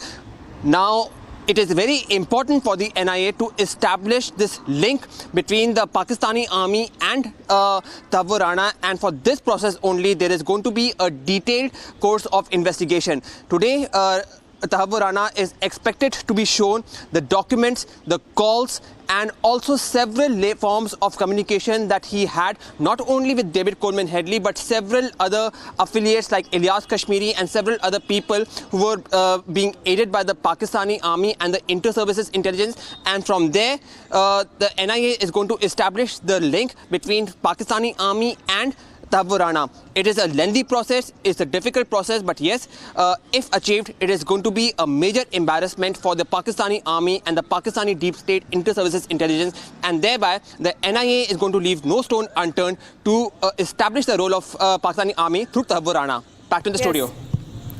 Piyush, continue talking to us, because we understand that one of the other key aspects that the NIA is currently investigating is his 2000 visit to India, during which we understand he recce'd several locations across the country and was in close contact with David Coleman Headley at the time. In fact, we understand that he visited Kerala, as we had broken yesterday. Today, we understand he visited Delhi and several other parts of Uttar Pradesh. What more can you tell us on that?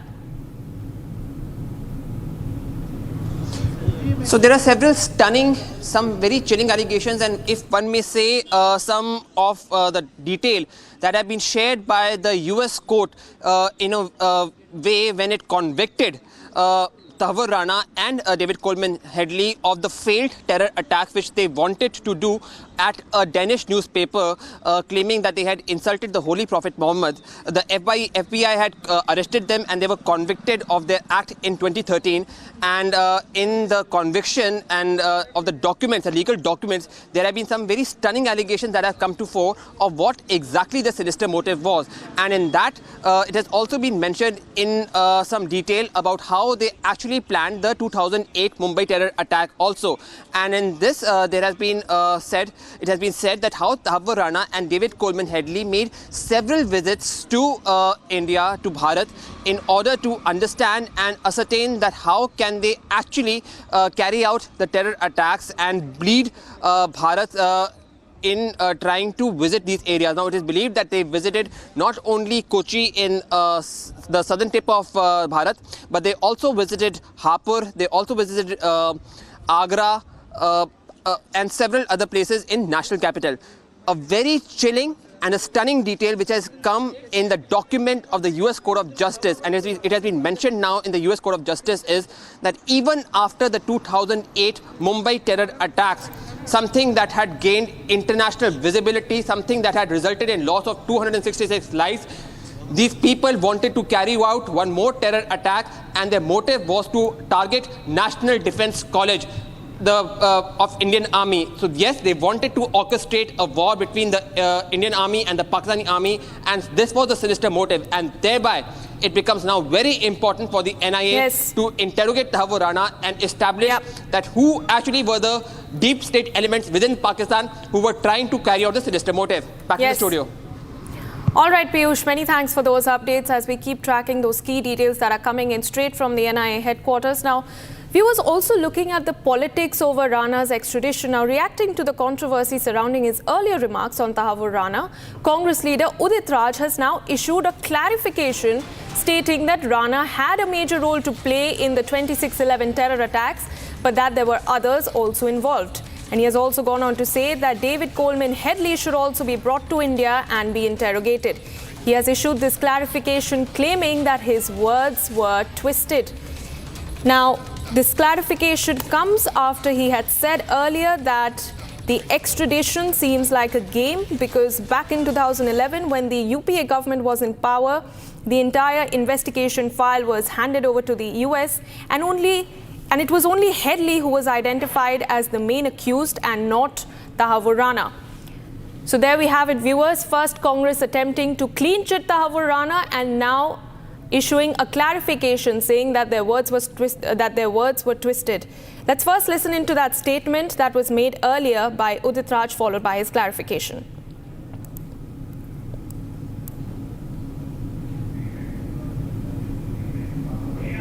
इसमें तो मुझे खेल ही लगता है, इसलिए कि 2011 में जब यूपी की सरकार थी तो पूरी जांच की फाइल अमेरिका को दे दी गई थी और हेडली को मुख्य आरोपी माना गया था और तहव्वुर राना को कॉन्स्पिरेटर माना तो गया था, लेकिन उतनी बड़ी भूमिका में नहीं था। नहीं, ऐसी बात नहीं है। मेजर रोल क्यों नहीं था, लेकिन औरों का भी रोल था। हेडली को भी लाना चाहिए और मैंने हमेशा ये कहा कि कैपिटल पनिशमेंट दिया जाना चाहिए, स्पीडी ट्रायल के द्वारा फांसी पर लटका दिया जाना चाहिए तहव्वुर राना को। हमेशा कहा, लेकिन कुछ जगहों पर देखा गया कि उसको ट्विस्ट कर दिया गया है और यह उम्मीद भी किया जा सकता है गोदी मीडिया से। मैं क्या कर सकता हूँ, लेकिन मेरा बयान सही बयान नहीं है। मेरा सही बयान उस समय भी था, आज भी, कि स्पीडी ट्रायल करके उसको पनिशमेंट दिया जाना चाहिए, फांसी पर लटका दिया जाना चाहिए। And Piyush, my colleague, continues to be with me from the NIA headquarters. Piyush, yesterday we had Kanhaiya Kumar, who had said that the extradition of Tahawur Rana was no big diplomatic success and that it was a ploy by the BJP to divert the public's attention from what he claims are the other real issues. And today we have Udit Raj, who has completely given a clean chit to Tahawur Rana. What are the latest reactions that you're picking up on that? Because this is rather shameful, because India is still demanding closure and India is demanding justice from what happened in 2008. And here we have the Congress who are, in a way endorsing support for the masterminds of this huge terror attack. Well, I can tell you one thing, that political bickering in this sensitive matter, and in a way what one can say is a very big diplomatic achievement for the central government, is going to continue.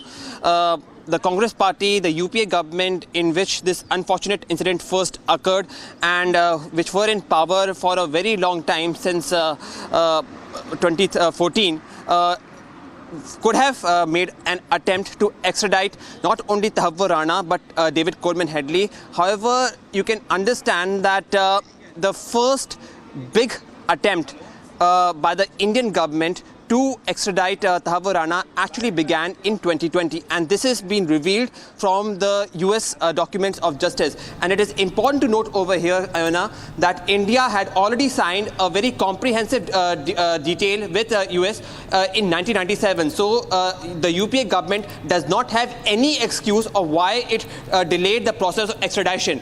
Having said that, we are also now witnessing that in a way now there is a credit for which is being taken, and if one may say, to appease some voters, there have also been some statements which should have been avoided, because this is a very big diplomatic achievement, and one would only say, Ayana, taking into consideration of the details that are coming to fore, it is just a tip of an iceberg. It seems that Tahawur Rana, the David Coleman Headley, were just a small mole in a big cogwheel. Actually, the people who have aided him, the organization that has aided them, and if I may say, the country that has aided them, is still being not punished for the crime they have committed, and thereby the interrogation that is being done by the NIA of Tahawur Rana may bring in some more detail and in a way may embarrass Pakistani army, the inter-services intelligence and Pakistan as a country as a whole. Back to the studio. Yes, absolutely, Piyush. Thank you for joining me this morning. We will keep coming back to you as you pick up more details on what exactly is happening as far as day 2 of Tahawur Rana's interrogation is concerned. For the moment, viewers, we move on to what's been happening in West Bengal. Now, massive violence erupted across the state as a mob protesting against the Waqf Amendment Act clashed with police, set vehicles on fire, threw stones at trains and vandalized several railway stations. Now, the situation has turned violent in several places as this agitating mob started pelting stones and bricks at the police. The cops retaliated with batons, lathi charged and hurled tear gas shells. Now, we're also learning that several policemen were injured in the clash along with some protesters. And those are the visuals on your screen from across West Bengal. We have Shiliguri, Kolkata, Murshidabad, Amtala and Jagaddal, where violent protests have broken out in opposition to the Waqf Act, and police has clashed with the protesters. And we're also learning that Bengal Governor C.V. Anand Bose has apprised the Home Ministry and Chief Minister Mamata Banerjee of the situation and urged the police and the protesters to maintain calm. Getting in the latest reactions from the BJP on the matter, let's listen in. Protest is welcome under democracy, but not violence. Public order cannot be disturbed and the people's lives cannot be tampered with in the name of protest. Very strong action will be taken against the miscreants who think they can take the law in their hands. On receipt of information about certain troubles likely to brew in certain parts of Bengal, there was a confidential discussion between the governor and the chief minister, the contents of which I do not want to let out in the public domain now. Even today, when some of the disturbance broke out, discussions were held with the government authorities, and the chief secretary has assured that government is taking very stern action against the miscreants and will not allow disturbances to escalate. The state is prepared. All action will be taken against miscreants. Nobody will be allowed to take the law in their hands. Mamata Banerjee ने पश्चिम बंगाल को पूरी तरीके से जिहादियों के हाथों में जिम्मी रख दिया। जिस तरीके से पश्चिम बंगाल के एक मंत्री रहते हुए सिद्दीकुल्ला साहब कलकत्ता में चिल्ला रहे थे कि पहले जिले के लोगों को टाइट देंगे, उसके बाद कलकत्ता को टाइट करेंगे, उसी समय उस व्यक्ति को पकड़ के जेल के अंदर डालना चाहिए था, जेल में ठूस देना चाहिए था। आज पूरे मुर्शिदाबाद जिले में जंगीपुर से लेकर धुलियान गंगा से लेकर सूती से लेकर एक एक जगह में वैंडलाइज हो रहे, हिंदू मंदिर तोड़े जा रहे हैं, हिंदुओं के घरों पर हमला हो रहा है, ट्रेन बंद है, 5 ट्रेन रास्ते में अटका हुआ है, 5 ट्रेन। आप सोचिए कितने लोग जिनकी जिंदगी की क्या गारंटी है, कोई गारंटी नहीं दे पा रहे। ममता बनर्जी पूरी तरीके से विफल हो चुकी है लॉ एंड ऑर्डर मेंटेन करने के लिए। पुलिस इंजोर्ड है, 10 से 12 पुलिस इंजोर्ड है। पुलिस को हाथ में हाथ धरे, गोली नहीं चला रही पुलिस। गोली किस लिए रखा है? किसी के शादी के अवसर पर फटाने के लिए, वो चलाने के लिए रखा है क्या ममता बनर्जी ने?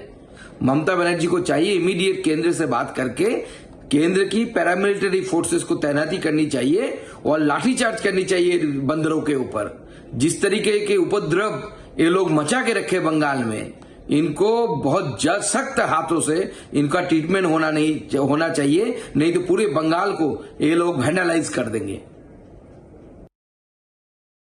The Republic Positive Influencer Program, which will be run from the Republic campus here, which is Asia's largest integrated news center. Now we aim to bring diverse set of people from across the country into our campus to create content which will proliferate positive change in the society. You can create content in the fields of health, defense, technology, even politics, science and history. If you have the talent and want the reach, apply now. Be the content creator who changes the conversation. Log on to republicpositiveinfluencer.in now.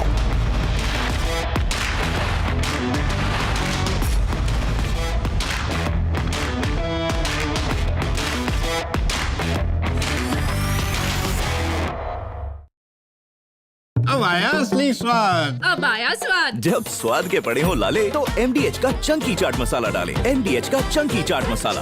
MDH।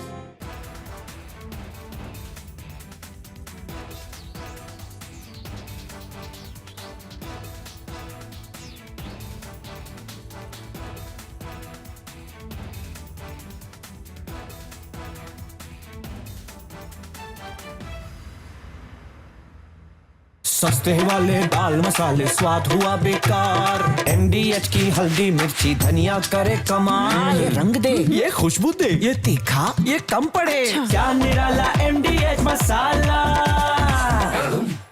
Last night, while the entire national media, the Lutyens media and that corporate media was in deep slumber, Only Republic brought you minute-to-minute, ground-level coverage. This week on Get Me Right, the death of Hurriyat in Kashmir foretold. Is separatism past its use-by date in the valley? Also, how the change of guard in the Communist Party of India Marxist does not change much for India's left. And the Congress's feeble attempts at retrieving Sardar Patel's legacy yet again might not succeed. And finally, is Trump facing heat from some of his corporate backers on his tariff policy? We take a look at it through the prism of Musk-Navarro spat. Join me this weekend only on Republic TV.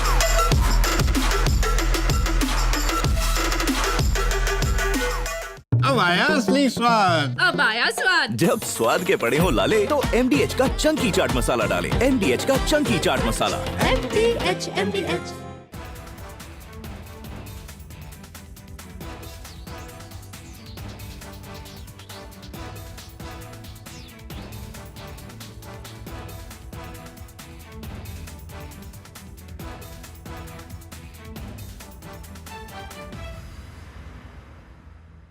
आपके घर के खाने में restaurant जैसा स्वाद ले आए MDH का शाही पनीर मसाला। पनीर को क्या मस्त बना डाला। The BJP and the AIDMK have reunited for the Tamil Nadu elections, and Palaniswamy of the AIDMK is going to be leading the alliance. What this signifies is that the BJP is getting very practical about coalition politics. The NDA is going to be a big, super big tent of like-minded parties working together in national interest. The AIDMK has become practical and realized it needs to pitch on to the BJP's tent. The BJP has become practical and realized it needs to take the AIDMK. From Asia's largest news headquarters, setting the agenda for Bharat.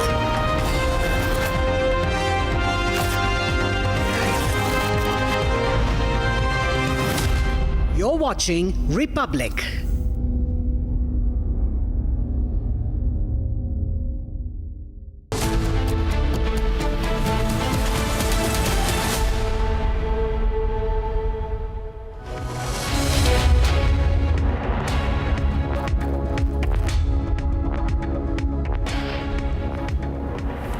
Very good afternoon and thank you for tuning in. You're watching Live and Breaking at 12. I'm Suesha Sawan from getting you that clincher tape where Pakistani terrorists who were infiltrating to our side, all of that was caught on camera, to the big success that our forces have had in the Kishtwar operation. That and much more.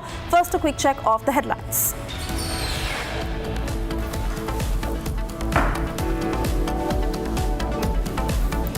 Proof of Pakistan's infiltration attempt on Republic TV.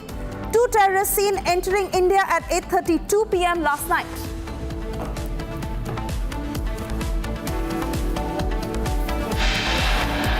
It is day 2 of 2611 Mastermind Tahawur Rana's interrogation. Focus on Rana's 2008 visit to India, during which he recce'd multiple locations.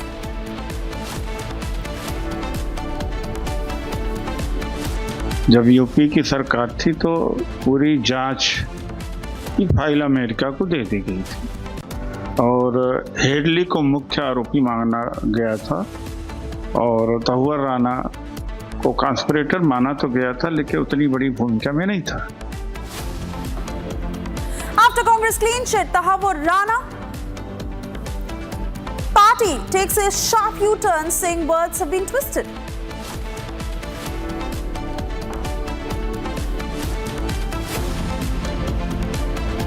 Mega anti-terror operations underway in Jammu and Kashmir's Kishtwar region. Top Jaish commander responsible for 5 deadly terror attacks has been neutralized.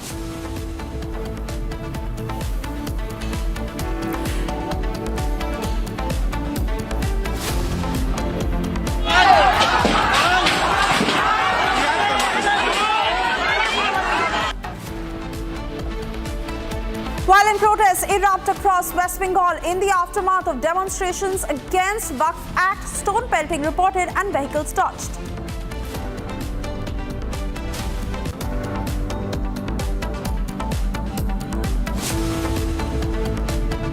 US Vice President J.D. Vance set to visit India soon, first trip since taking oath in the Trump 2.0 administration.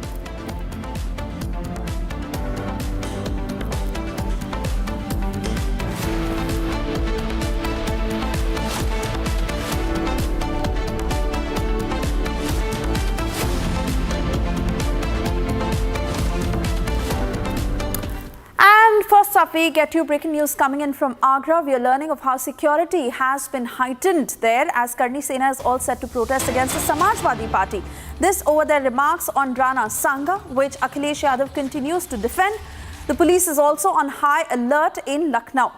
There you see those pictures of how the security has been beefed up and heavy deployment on the ground, barricading that has been created all across to ensure no unruly situation unfolds. But lots that has been visible after that comment by the Samajwadi Party on Rana Sangha in Parliament that evoked a lot of anger. Let me cut across to Riyanka, who has further details on how the Karni Sena is set to stage a huge protest against the Samajwadi Party.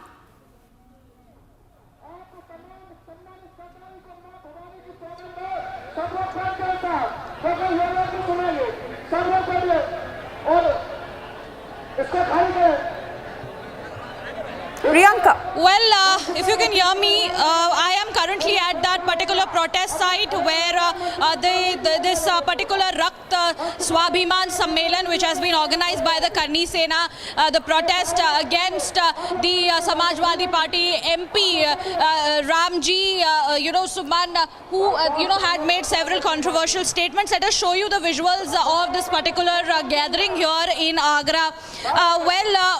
If we talk about the security arrangements, more than 4,000 policemen are on duty. The police administration has also so far put its strength in and around the rally. The rally has already begun. You can see the number of people, the supporters of the Karni Sena, the members of Karni Sena are all here. And they are, of course, raising their protest against the Samajwadi Party MP Ramji Lal Suman, who had made several controversial comments against Rana Sangha. And this particular protest is happening on the birth anniversary of Rana Sangha. We are showing you the visuals, and they are raising slogans of Jai Bhavani. And what we also understand that they want, their protest is basically about asking an apology from the Samajwadi Party MP for making those controversial statements against Rana Sangha. And the people here, they say very clearly that the MP must apologize. The ultimatum has been given till 5 p.m. and if he doesn't, then those protesting will be moving towards his residence in Agra, which is why a huge security deployment has in fact been made. All arrangements for any kind of violence has also been kept in place. We continue to show you these visuals that we are getting in from this particular the protest site here in Agra.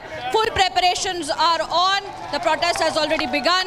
The number of members of Karni Sena who are currently present here are all seated. Most of the supporters are also coming in. There is in fact expectation of nearly 3 lakh of supporters who will be coming in here to raise their anguish against the controversial statements made by Samajwadi Party MP against Rana Sangha.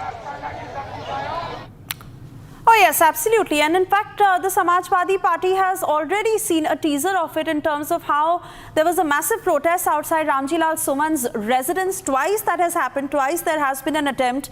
And now the Karni Sena coming out in full force to retaliate against the SP. But Akhilesh Yadav continues to defend his man, where he says that it is the BJP that is responsible for divisive politics, but he has never owned up or even apologized for the kind of statement that was made by Ramji Lal Suman against Rana Sangha. Absolutely, Samajwadi Party has already been in denial of this particular entire situation, and they have been defending Ramji Lal Suman, and Akhilesh Yadav has already said that it is the Bharatiya Janata Party that is rather going ahead and getting into divisive politics. And you can see the situation behind me. All these protesters, they are from the Rajput community, and they are of anguish and anger that how could the Samajwadi Party MP Ramji Lal Suman make such a comment went against Rana Sangha. So we have to also understand for how long can the Samajwadi Party keep its distance and continuously blame the BJP over such controversial statements that have been made. Remember, the statement was made by Ramjilal Suman in the Rajya Sabha, and since then there have been a huge protest that has been lodged. In fact, Suman's residence has also been very well secured. There are huge levels of barricades which have been given in order to curtail the huge amount of crowd which is very likely expected to move from this location at the protest site to his residence if the Samajwadi Party MP does not go ahead and tender his apology. So we have to wait and see whether or not this particular situation takes a violent face or whether there will be any responsibility taken by the Samajwadi Party in this regard. All right, Priyanka, many thanks for getting us those details. Of course, we keep coming back to you as the story develops. For the moment, we move on. And yes, a major security breach that was caught on camera. Two Pakistani terrorists were seen infiltrating into India at the Akhnur sector along the line of control at 8:32 p.m. last night using tree cover to evade detection by the Indian Army. The infiltration attempt that was exposed by Republic TV serves as proof of how Pakistan continues to provide support towards cross-border terrorism. Subedar Kuldeep Chand and his brave team that intercepted those terrorists, successfully thwarting any attempt. However, in the line of duty, unfortunately, Subedar Chand, who made that supreme sacrifice. That CCTV footage on your screens where you see Pakistani terrorists infiltrating onto the Indian side. They were hiding behind the trees, something that they have always taken advantage of, hiding behind the thick cover of vegetation. And very unfortunate, after the army officer who received injuries and later succumbed to his injuries, that we cut across to Gursimran for further details on the same. Gursimran, of the mountain of evidence that India has presented to Pakistan in terms of how they have pushed terrorism into India and how there has been a constant infiltration bid, they have rejected all this evidence. But how long can they continue to do so? Because they stand exposed in front of the international community. And this very clincher tape once again indicating the same. See, it's very clear that how Pakistan is desperately trying to vitiate peace process in Jammu and Kashmir. If we speak of the two ongoing anti-terror operations, it's very evident that how Pakistani terrorists are being killed inside the hinterland, especially if we speak of the ongoing anti-terror operation in the Kishtwar Chatru, where 3 Pakistani terrorists have been killed, including their top commander Saifullah, and 1 other terrorist is injured, who also the forces believed will be neutralized in a short while from now.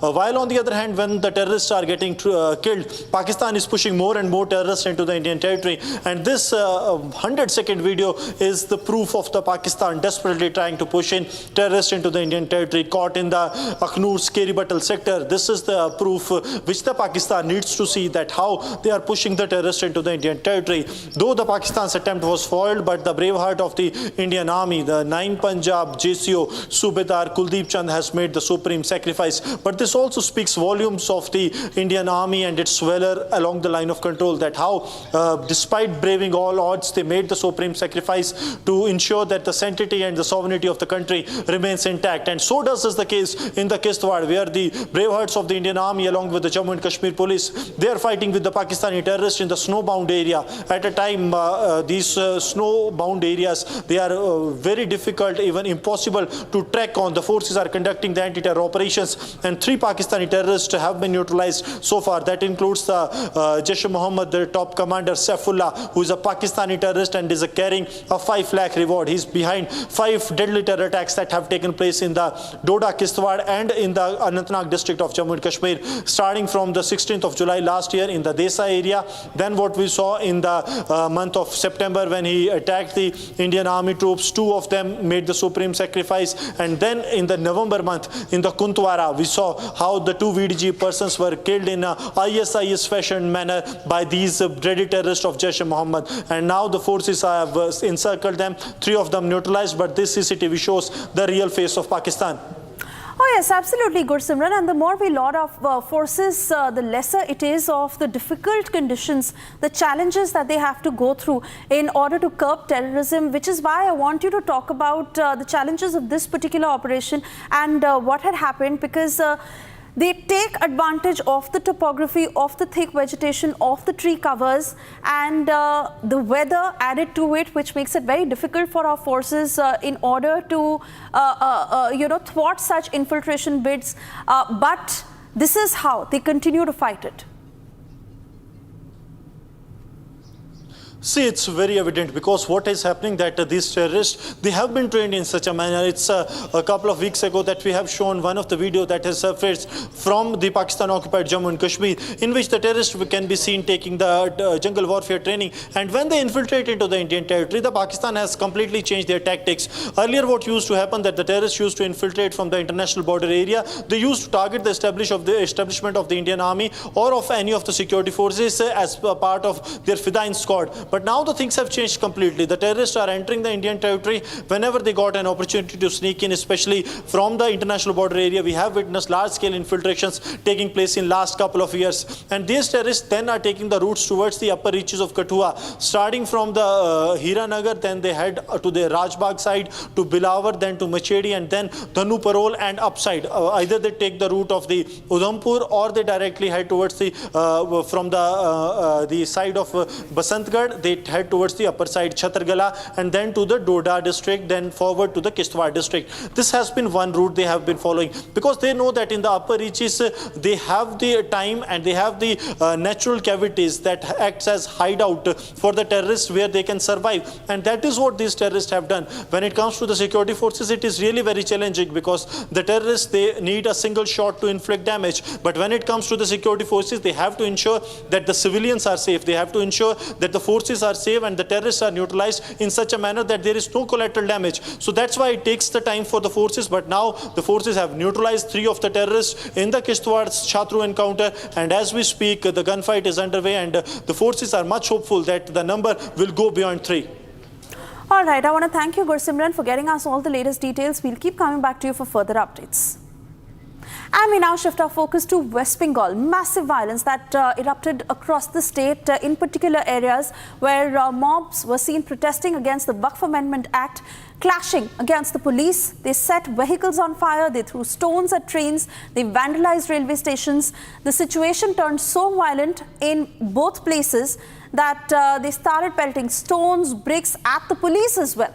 The cops retaliated with using lathis and firing tear gas shells. Several policemen were injured in the clash, along with some protesters. Those are the pictures on your screens as we break down what had happened in Siliguri, Murshidabad, Amtala, Jagadal and Kolkata. Let me go across to my colleague Oyona, who joins us from the newsroom with further details. Oyona, Governor C.V. Ananda Bose has directed the Mamata government to take control of the situation on the ground, and the police has come up with its version saying that some of these areas are now under control.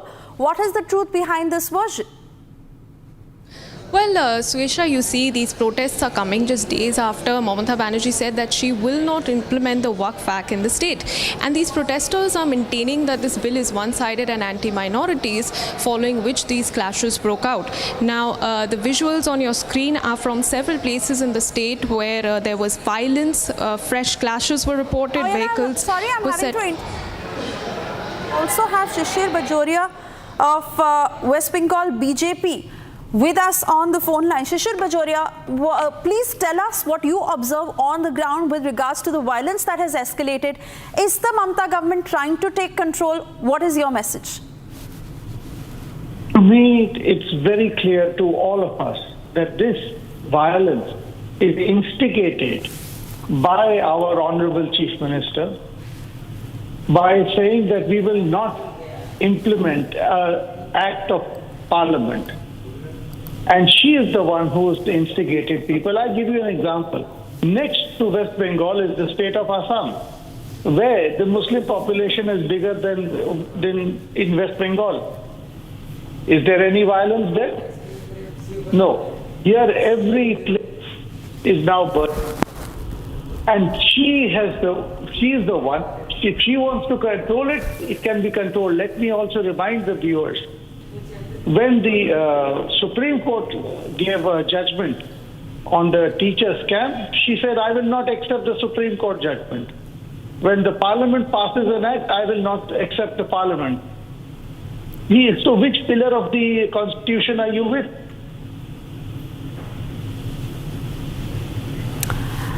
Absolutely, point taken there, but here the police is saying that some areas are in control right now. Lots has been spoken as far as the West Bengal police is also concerned of how there have been several instances of working at the behest of their political masters. So in that sense, is there a larger intent to bring the situation on the ground in control? The police, if they are saying that areas are under control, possibly they are referring to areas where violence has not yet broken out. Police are not seen doing anything.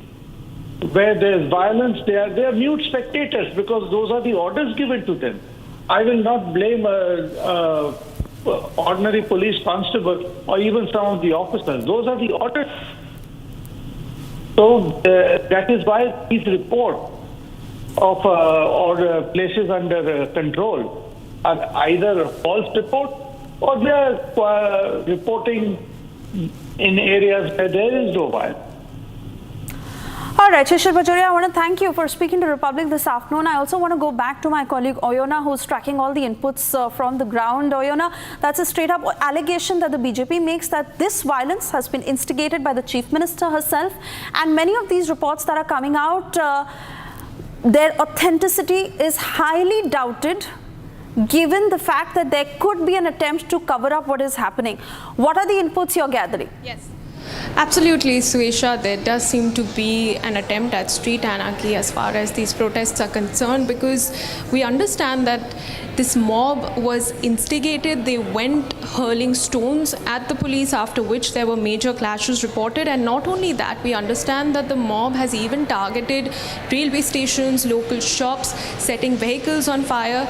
So it's a little it's a little difficult to understand who is exactly orchestrating this anarchy as far as these protests are concerned. And yes, Governor C.V. Ananda Bose has apprised the Chief Minister of the situation. In fact, the Home Ministry is also aware of it, as we understand. And as we speak, over 100 miscreants have so far been arrested, while at least 10 to 20 police personnel and several locals have been injured. So it's really up to the Mamata Banerjee government to take control of the situation and make sure that law and order is in place, because right now, as we understand, the situation is tense in several parts across the state, and law and order has gone for a toss. Suesha. All right, Oyona, thank you for speaking to us. Rupa Ganguly is also with us on the phone line.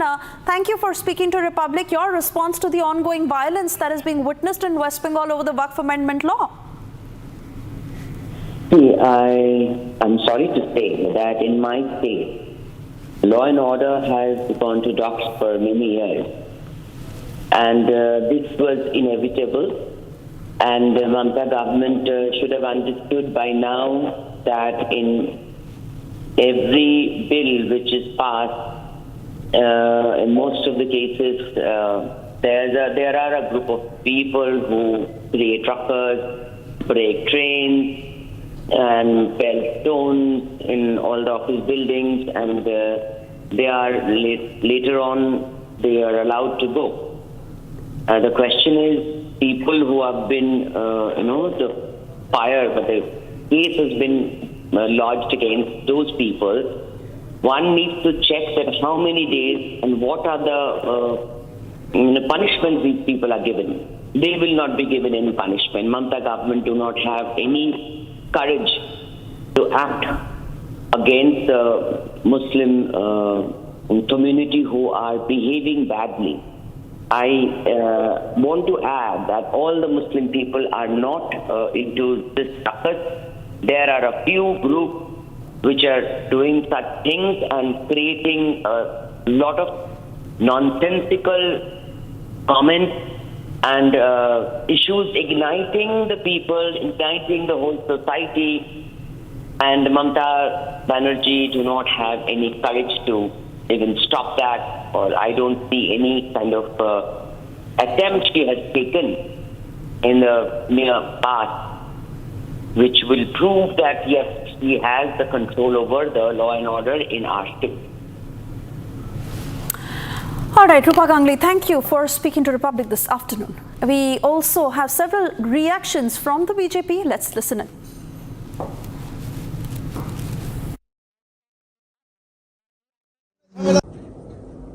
Mamata Banerjee ने पश्चिम बंगाल को पूरी तरीके से जिहादियों के हाथों में जिम्मी रख दिया। जिस तरीके से पश्चिम बंगाल के एक मंत्री रहते हुए सिद्दीकुल्ला साहब कलकत्ता में चिल्ला रहे थे कि पहले जिले के लोगों को टाइट देंगे, उसके बाद कलकत्ता को टाइट करेंगे, उसी समय उस व्यक्ति को पकड़ के जेल के अंदर डालना चाहिए था, जेल में ठूस देना चाहिए था। आज पूरे मुर्शिदाबाद जिले में जंगीपुर से लेकर धुलियान गंगा से लेकर सूती से लेकर एक एक जगह में वैंडलाइज हो रहे, हिंदू मंदिर तोड़े जा रहे हैं, हिंदुओं के घरों पर हमला हो रहा है, ट्रेन बंद है, 5 ट्रेन रास्ते में अटका हुआ है, 5 ट्रेन। आप सोचिए कितने लोग जिनकी जिंदगी की क्या गारंटी है, कोई गारंटी नहीं दे पा रहे। ममता बनर्जी पूरी तरीके से विफल हो चुकी है लॉ एंड ऑर्डर मेंटेन करने के लिए। पुलिस इंजोर्ड है, 10 से 12 पुलिस इंजोर्ड है। पुलिस को हाथ में हाथ धरे, गोली नहीं चला रही पुलिस। गोली किस लिए रखा है? किसी के शादी के अवसर पर फटाने के लिए, वो जो चलाने के लिए रखा है क्या ममता बनर्जी ने? ममता बनर्जी को चाहिए इमीडिएट केंद्र से बात करके केंद्र की पैरामिलिट्री फोर्सेस को तैनाती करनी चाहिए और लाठीचार्ज करनी चाहिए बंदरों के ऊपर। जिस तरीके के उपद्रव ये लोग मचा के रखे बंगाल में, इनको बहुत सख्त हाथों से इनका ट्रीटमेंट होना चाहिए, नहीं तो पूरे बंगाल को ये लोग वैंडलाइज कर देंगे। पश्चिम बंगाल में कानून व्यवस्था पूर्ण तरीके से ध्वस्त हो चुकी है, कंप्लीट एनार्किक सिचुएशन बन चुकी है और मां माटी मानुष सुरक्षित नहीं है। अब केवल मुस्लिम अपीसमेंट हो रही है। कहीं पर मुर्शिदाबाद में आगजनी, कहीं पर बीडीओ की ऑफिस पर हमला, कहीं पर हिंदुओं की दुकानों पर हमला, कहीं पर सैफरन फ्लैग हटाया जा रहा है, कहीं पर रेलवे पर हजारों लोग जाकर अतिक्रमण कर रहे हैं ताकि रेलवेज काम ना कर पाए। ये दिखाता है कि ममता बनर्जी या तो असक्षम है या वो जानबूझकर इस प्रकार के हिंसक प्रदर्शनों को बढ़ावा दे रही है, क्योंकि वक्फ बहाना है, आग लगाना है सीए की तरह और वोट बैंक की दुकान चमकाना है। ये वैसे तो कहते हैं कि हम इस कानून का विरोध संवैधानिक तरीके से कर रहे हैं, पर ये संविधान है या ये केवल और केवल वोट बैंक के नाम पर हिंसा की दुकान, नफरत की दुकान है। कहते हैं हम संविधान नहीं मानेंगे, भड़काऊ भाषण देते हैं और उनको खुली छूट दी हुई है कि वो इस प्रकार के भाषण दे सके। ये डेमोक्रेसी में नहीं, दंगों में विश्वास रखने वाले हैं। ये उम्मीद पर नहीं, उम्मा के लिए इस प्रकार से संविधान के ऊपर शरिया को रखकर प्रदर्शन का एक इतना नंगा नाच देखने को मिल रहा है, वो देखने मिल रहा है। ये किस प्रकार का प्रदर्शन है जहां पर पूरे प्रदेश को बंधक बनाने की एक कोशिश की जाती है। सीए के नाम पर भी यही हुआ और आज वक्फ संशोधन बिल के नाम पर भी यही हो रहा है। और इस पूरे हिंसा को सपोर्ट, एंडोर्स और पेट्रोनाइज करने वाली ममता बनर्जी है, जो कहती है कि मैं आपको प्रोटेक्ट करूंगी। एक वोट बैंक को क्लीन चिट मिल जाती है कि किस प्रकार से वो दंगे कर सके, किस प्रकार से वो आगजनी कर सके। बंगाल में क्या स्थिति है? अराजकता अपने चरम सीमा पर है और बंगाल सरकार इसको रोकने में पूरी तरीके से नाकामयाब है या रोकना नहीं चाहती है। जिस प्रकार का वातावरण और जिस प्रकार के संविधान ने जो अधिकार दे रखे हैं अपनी अभिव्यक्ति के, उसको जिस तरीके से बंगाल में कुचला जा रहा है और उस पर सरकार मूक दर्शक बन करके बैठी है, ये निश्चित रूप से चिंता की बात है। बंगाल सरकार को तुरंत एक्शन में आना चाहिए और ऐसे सब लोगों के खिलाफ कड़ी से कड़ी कार्रवाई करनी चाहिए तो इस प्रकार की घटनाओं में शामिल है।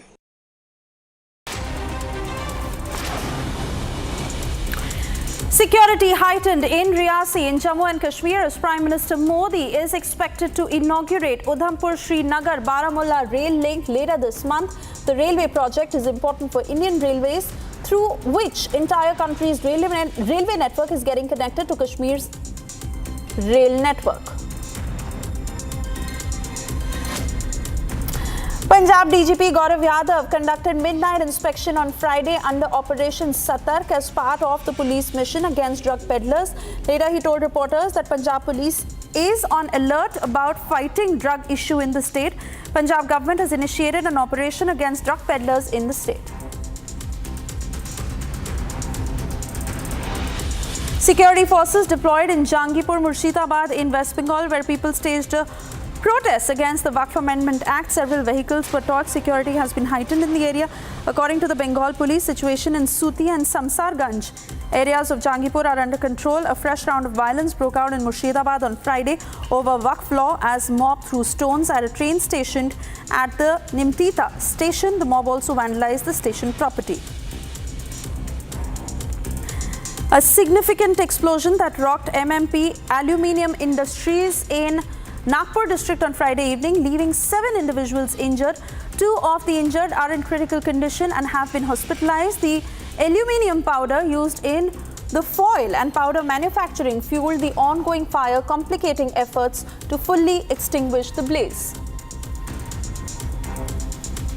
On YSRCP's allegation regarding cow deaths in Tirumala Tirupati Devasthanam's Gaushala, TTD board member Bhanu Prakash Reddy said that YSRCP party is a clear example of the decline in moral values in politics. Earlier, former Tirumala Tirupati Devasthanam's chairman and YSRCP leader Bhumana Karunakar Reddy has alleged that over 100 cows died in Temple Trust Gaushala due to neglect by the TDP-led Andhra Pradesh government.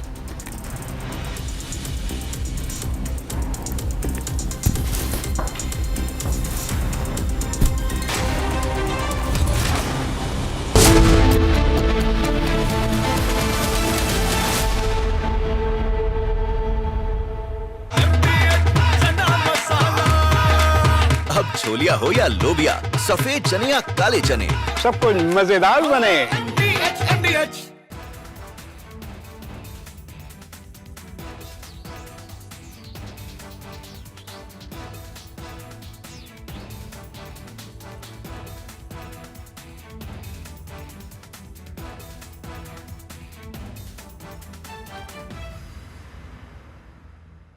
सस्ते वाले दाल मसाले स्वाद हुआ बेकार। MDH की हल्दी मिर्ची धनिया करे कमाल। ये रंग दे, ये खुशबू दे, ये तीखा, ये कम पड़े। क्या निराला MDH masala.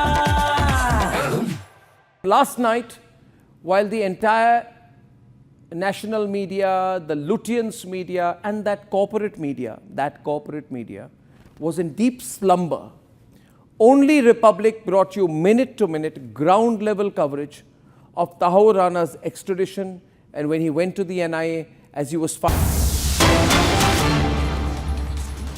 In the dense forest of Kishtwar to nab the group of terrorists. In the operation, the troops displayed great tactical acumen and swiftness and ensured zero casualty to on troops. In the ensuing gun battle, the firefight, 3 terrorists were neutralized. Despite the weather challenges and the nighttime challenges, the troops displayed great professionalism and acumen. Also, the security of the civilians was our topmost priority, and the same was maintained during this execution of this operation.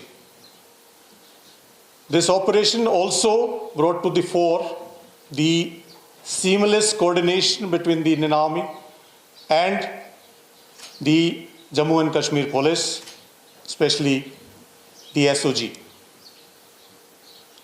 Rapid reinforcements were deployed in terms of the special forces with the help of Indian Air Force,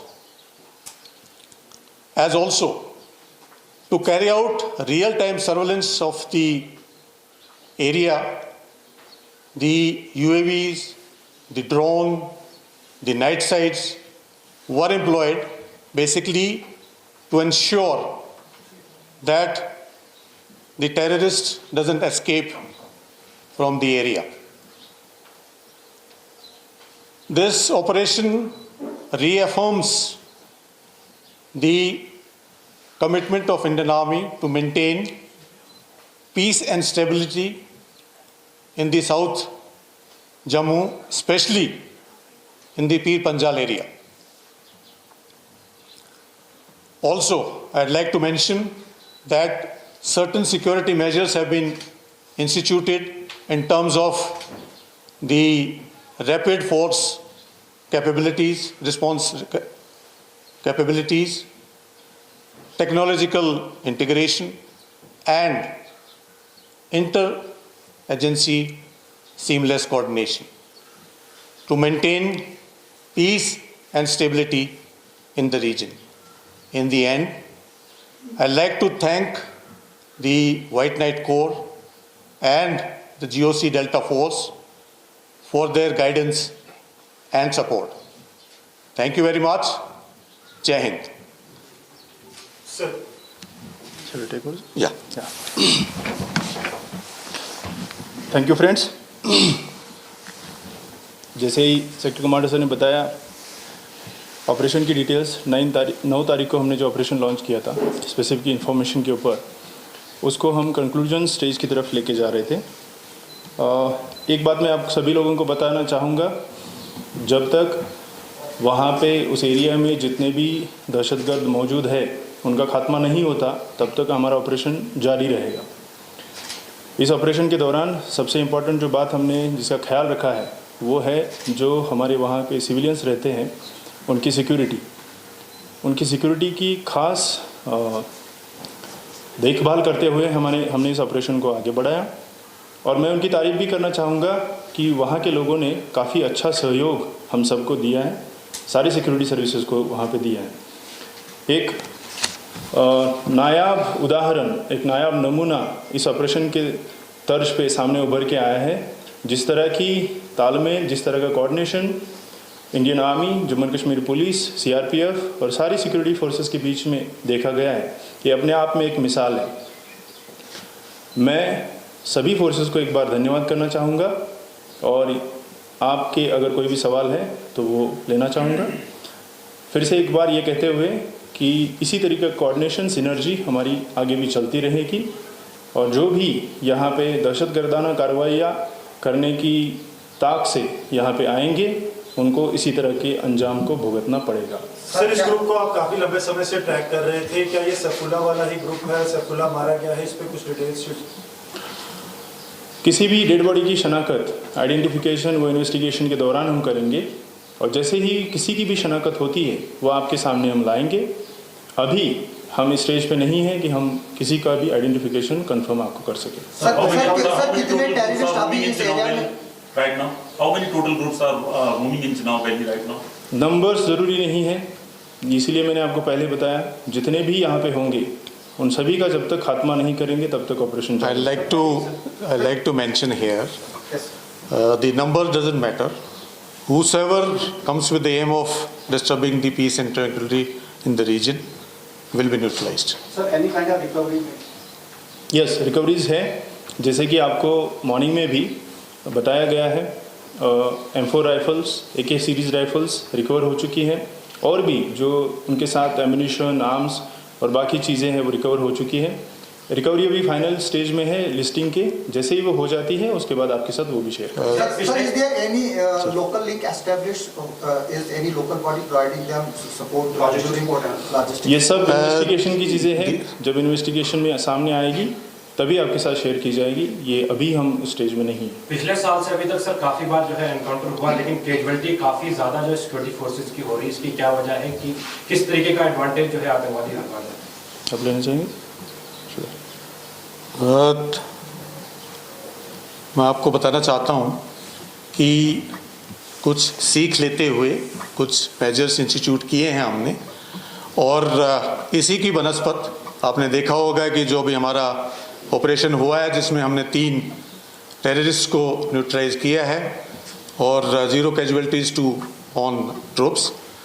क्या क्या measures institute किए हैं, कुछ एक का जिक्र मैंने किया था।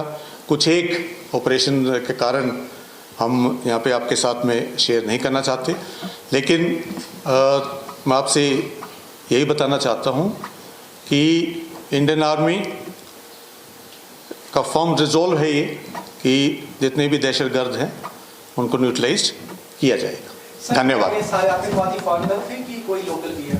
जैसे कि डीआईजी साहब ने बताया, and I like to this thing assure as if now the शिनाख्त की नहीं गई है दिस थिंग जो टेररिस्ट की बॉडी है, और जैसे ही होगा आप लोग तक ये जानकारी पहुंचा दी जाएगी। बहुत बहुत धन्यवाद, थैंक यू। सर क्या इनकाउंटर पे फायरिंग चल रही है कि अब स्टॉप डिवाइड अप हो गया ऑपरेशन पूरा?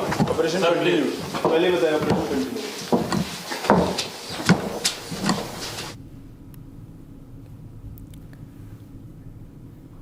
All right, that was the joint briefing by the Jammu and Kashmir Police and the Indian Army as far as the Kishtwar anti-terror operations are concerned. Now, viewers, remember there were mega security ops that were launched in the region 2 days ago, and 3 Jaish terrorists have been neutralized in a big win for the forces.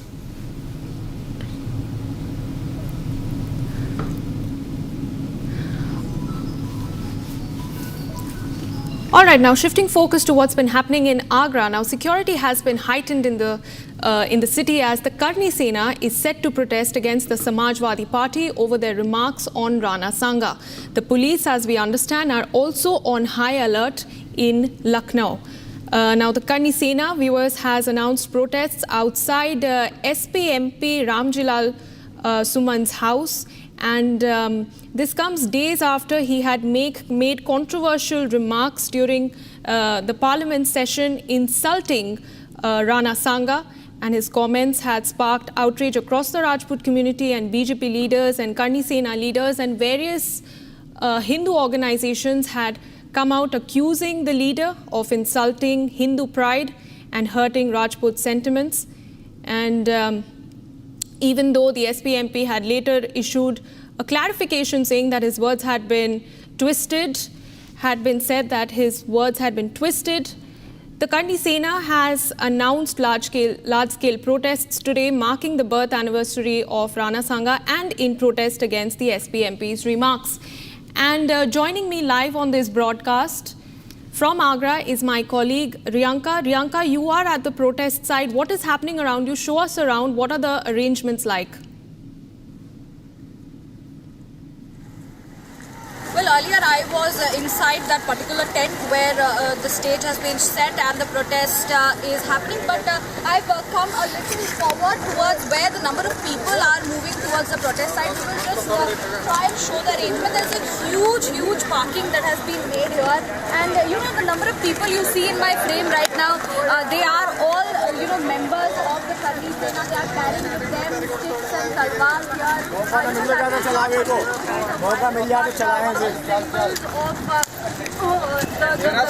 Ranas, and we know that the Karni Sena supporters are of course, the Rajputs, in fact, who have been really angered about the statement which was made by Ramjilal in the parliament, in the Rajya Sabha, and these people, of course, they are quite angry because they want an apology from him. Let us, come and show you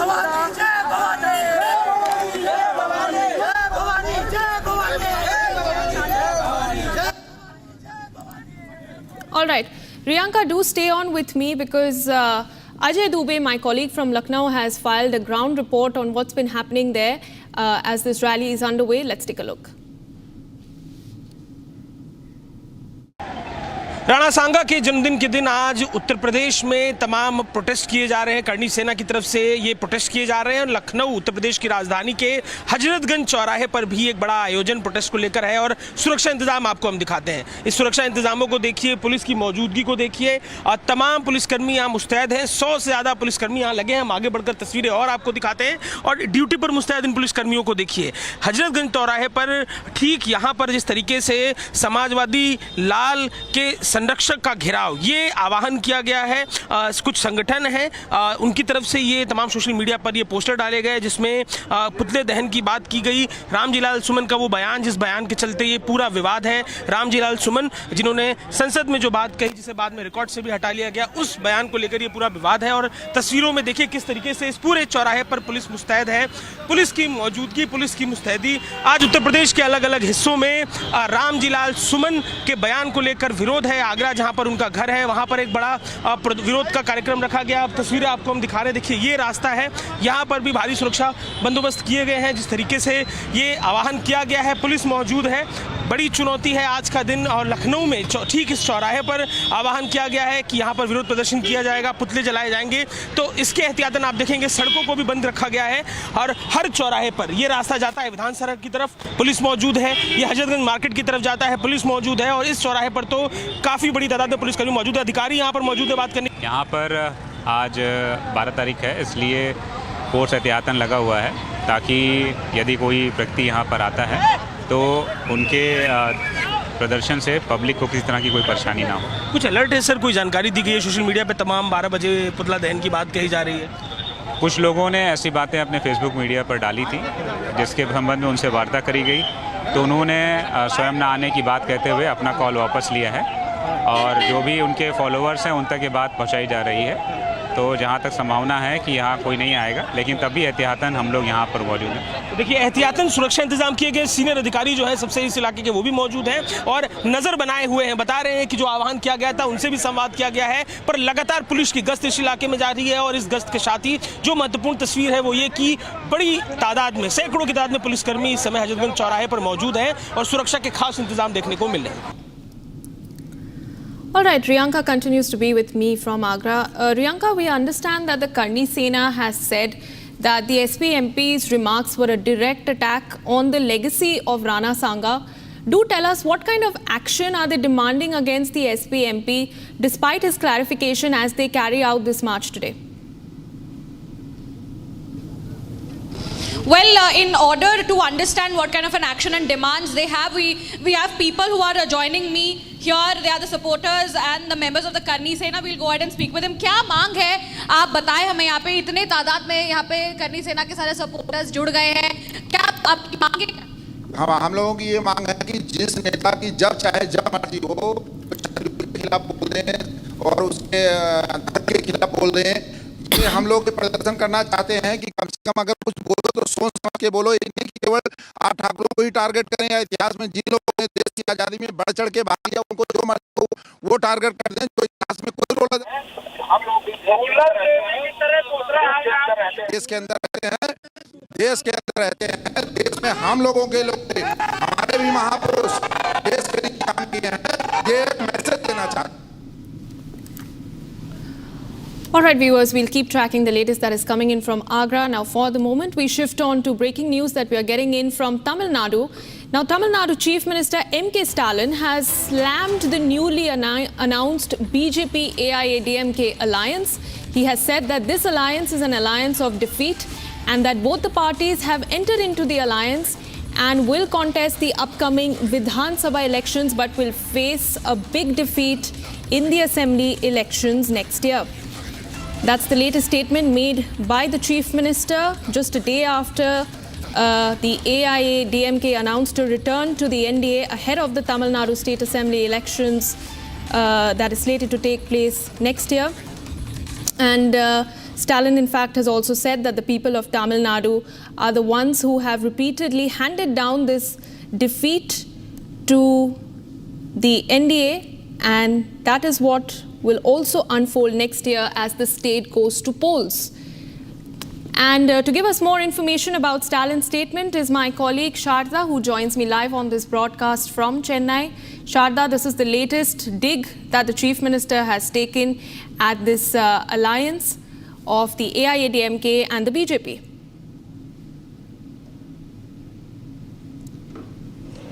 Well, Amit Shah's visit yesterday made sure that the India alliance happened for the 2026 elections in Tamil Nadu. So the AIADMK and BJP will now be contesting the 2026 elections together, and it will be a coalition government. And Amit Shah has also announced that Edappadi K. Palaniswamy would be heading this particular government and this coalition if the alliance comes into place after the elections in 2026. It is to be noted that while AIADMK is all happy with this particular alliance, DMK, the current ruling party, is called the AIADMK, saying that due to fear against the DMK government, the AIADMK now have fallen into the trap of BJP, making this alliance, making it much more easier for them to fail, because noting the particular issues that Tamil Nadu has been facing in the last 2 months, starting from the need, the delimitation, the national education policy, and multiple other issues that the Tamil Nadu has against the centre, is something that the DMK completely stands against. And now with the AIADMK and BJP alliance, it makes it much easier. Stalin stated that the AIADMK is giving the way.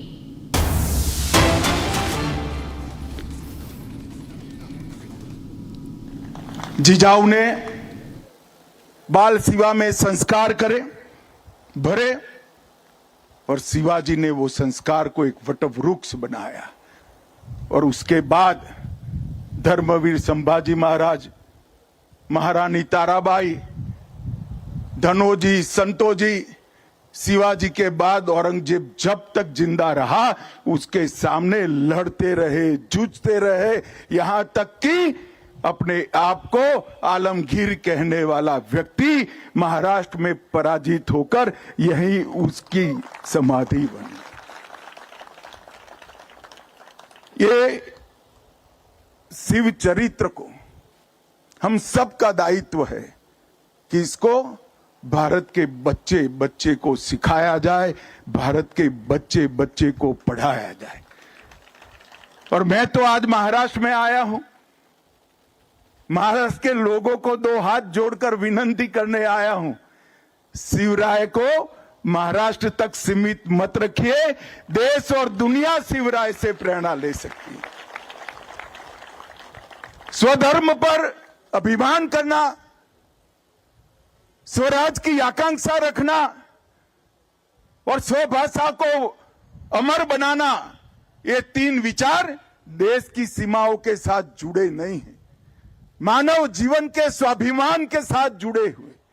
और मानव जीवन के स्वाभिमान के 3 मूल चरित्र को शिवाजी महाराज ने दुनिया और देश के सामने रखा, और ऐसे कालखंड में रखा जब आक्रांताओं ने हमें रौंद दिया था, तोड़ दिया था, परास्त कर दिया था, पराजित कर दिया था, गुलामी की मानसिकता का सृजन हो चुका था।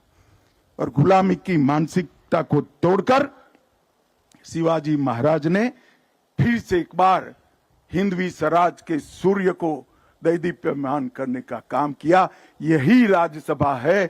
मैं कल्पना नहीं कर सकता जब सालों बाद हाथी पर भगवा रखकर यहां आए होंगे, देश में किस प्रकार का माहौल हुआ होगा।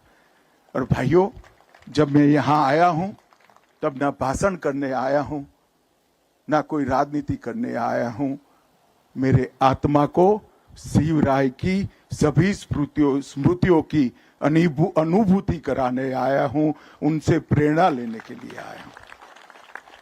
और मैं सच अर्थ में मानता हूं कि अभी जो मुझे शिव मुद्रा भेंट की, ये दुनिया के किसी भी देश के लिए इस शिव मुद्रा का संदेश बहुत आदर्श संदेश है, भारत के लिए तो है ही है। और इसीलिए ये जो चेतना शिवाजी महाराज ने सृजित की, वो हिंदवी स्वाभिमान की संवाहक बनी। और हिंदवी स्वराज के संकल्प आज वहां तक पहुंचा कि आज भारत 75 साल की आजादी के बाद वो संकल्प ले सकता है कि 100 साल जब आजादी में होंगे, हम विश्व में सर्वप्रथम होंगे, सम्मान के साथ खड़े होंगे। और जब राज तिलक हुआ, ये जगह भी यही है, जहां जन्म हुआ ये जगह भी यही है, और अंतिम सांस ली ये जगह भी यही है। बाल शिवा के जन्म से लेकर छत्रपति के अंतिम सांस तक का इतिहास इस पवित्र भूमि में है। और इस पवित्र भूमि को शिव स्मृति बनाने के लिए मैं आज तिलक महाराज को भी बड़े मन पूर्वक प्रणाम करना चाहता हूं। अंग्रेजों ने सोच समझकर इस किले को तोड़ने का काम किया था, क्योंकि यह किला सालों सालों तक, युगों युगों तक स्वराज का प्रतीक था। और अगर उनको हमें लंबे समय तक गुलामी में रखना है तो स्वराज का प्रतीक जिंदा नहीं रह सकता। और तिलक महाराज ने मूल को पकड़ा था। शिवाजी महाराज के मंत्र को ही उन्होंने स्वराज मेरा जन्मसिद्ध अधिकार है और फिर से प्रस्तापित करने का काम तिलक महाराज ने किया। और तिलक महाराज ने इस स्मारक के लिए संघर्ष शुरू किया। उनके जिंदा रहते तो वो नहीं हुआ, परंतु अंग्रेजों के रहते ही ये शिव जयंती से स्वराज तक का स्मारक यहां पर बन गया। और मित्रों, वहीं से शुरू हुई हमारी आजादी की लड़ाई। और वो महान देशभक्त तिलक महाराज ने इतना बड़ा पुण्य कार्य किया, और पुण्य कार्य को आज भारतीय जनता पार्टी की महाराष्ट्र सरकार, एनडीए की महाराष्ट्र सरकार, मुख्यमंत्री देवेंद्र जी, एकनाथ जी और अजित पवार जी इसको आगे बढ़ाने का काम कर रहे हैं। ये रायगढ़ स्मारक मंडल का जो काम है उसको अनेक प्रकार की सरकारी सुविधाएं भी देकर रायगढ़ को पूरे देश के युवाओं के लिए पर्यटन का स्थल नहीं, प्रेरणा का स्थल बनाने के लिए हमारी दोनों सरकारें कटिबद्ध हैं। मैंने आते वक्त ही देवेंद्र जी को कहा कि 7वीं से 12वीं कक्षा का हर बच्चा एक बार ये पुण्य स्थली पर आए, प्रेरणा स्थली पर आए, वो सुनिश्चित करना पड़ेगा। आज मैं बाबा साहेब पुरंदरे जी को भी याद करना चाहता हूं। इसके पास में ही उन्होंने शिवाजी का एक बहुत बड़ा स्मारक बनाने का काम किया है। और ये दो स्थान मिलकर शिवाजी और मराठा साम्राज्य के पूरे गौरववंत इतिहास का पूरी देश को और दुनिया को स्मरण कराने का काम करेंगे।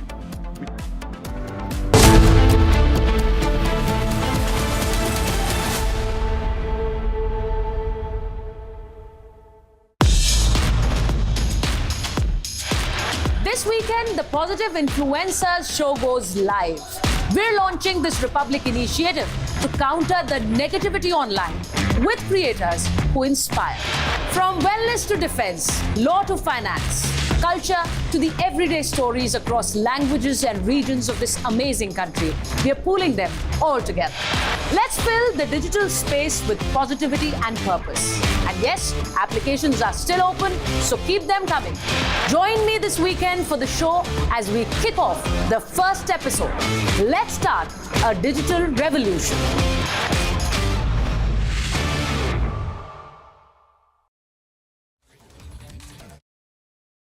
Amity has been ranked amongst the top 3% universities globally, a testimony to Amity's globally benchmarked quality.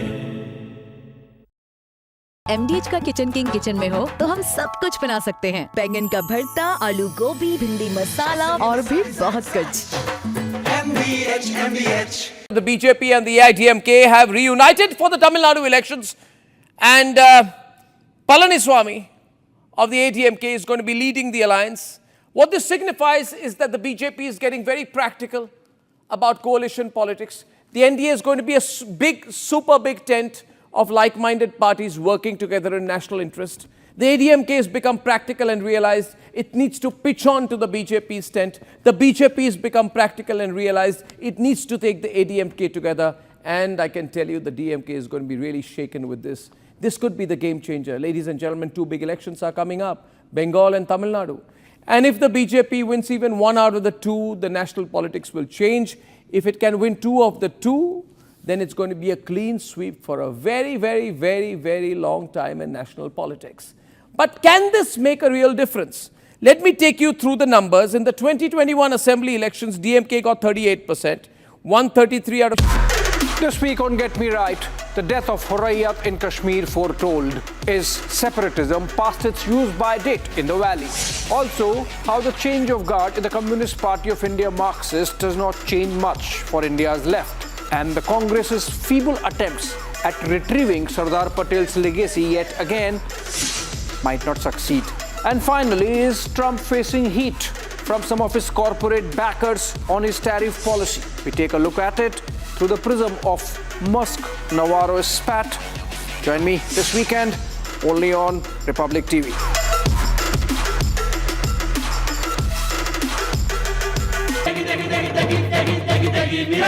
MDH की देगी मिर्च, देगी मिर्च का तड़का, अंग अंग फड़का। MDH की देगी मिर्च। इसको घर पे लगाओगे तो शादी का तो पता नहीं, पर घर पक्का नहीं टूटेगा। रुंगटा नहीं तो घर स्ट्रॉन्ग नहीं। रुंगटा स्टील TMT बार एकदम सॉलिड।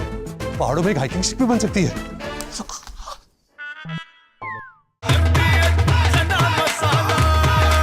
या हो या लोबिया, सफेद चने या काले चने, सब कुछ मजेदार बने।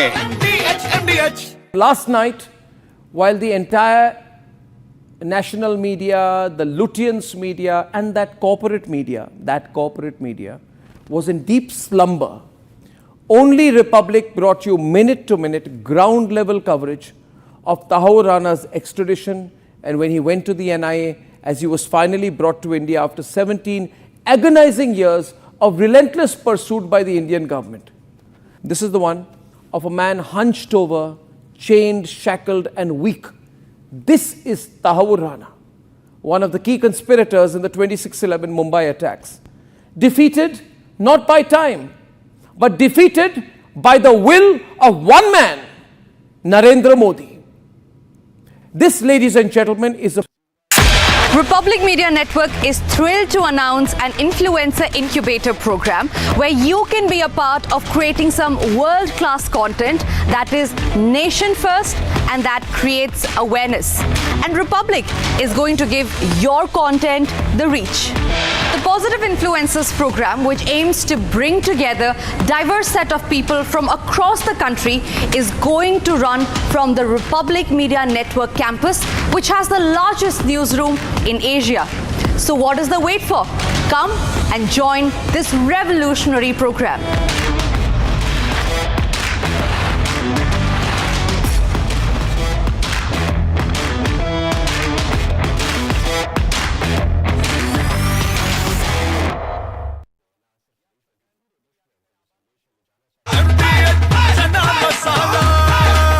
अब छोलिया हो या लोबिया, सफेद चने या काले चने, सब कुछ मजेदार बने।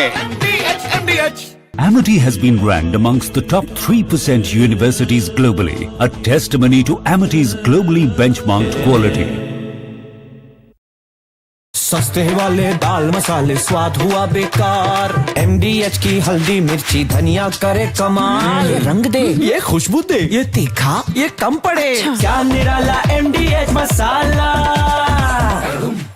The BJP and the AIDMK have reunited for the Tamil Nadu elections, and Palaniswamy of the AIDMK is going to be leading the alliance. What this signifies is that the BJP is getting very practical about coalition politics. The NDA is going to be a big, super big tent of like-minded parties working together in national interest. The AIDMK has become practical and realized it needs to pitch on to the BJP's tent. The BJP has become practical and realized it needs to take the AIDMK together. From Asia's largest news headquarters, setting the agenda for Bharat.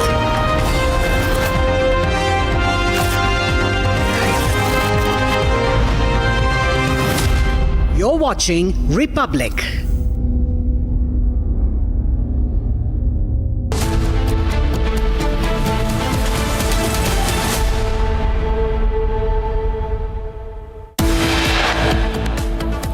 Proof of Pakistan's infiltration attempt on Republic TV. 2 terrorists seen entering India at 8:32 p.m. last night.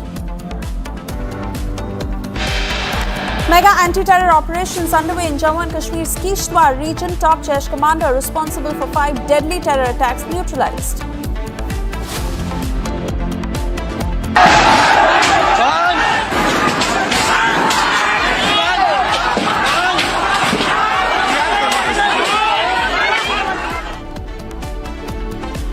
Security heightened in West Bengal after large-scale violence by protesters opposing the Waqf Act.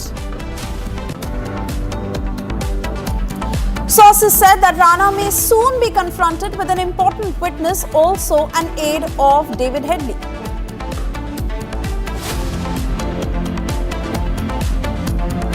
महाराज की धर्मवीर संभाजी महाराज की Union Minister Amit Shah pays homage to Chhatrapati Shivaji Maharaj at Raigad Fort in Maharashtra.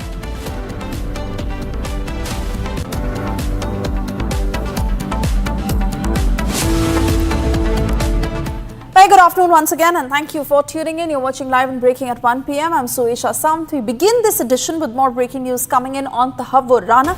In fact, sources suggest that Rana may soon be confronted with an important witness.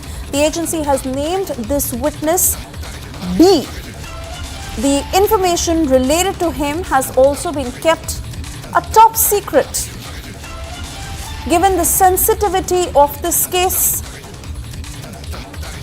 Tahawur Rana, who's being interrogated by top NIA officials, and in the latest, we are learning that he will be confronted with a witness who's being called B.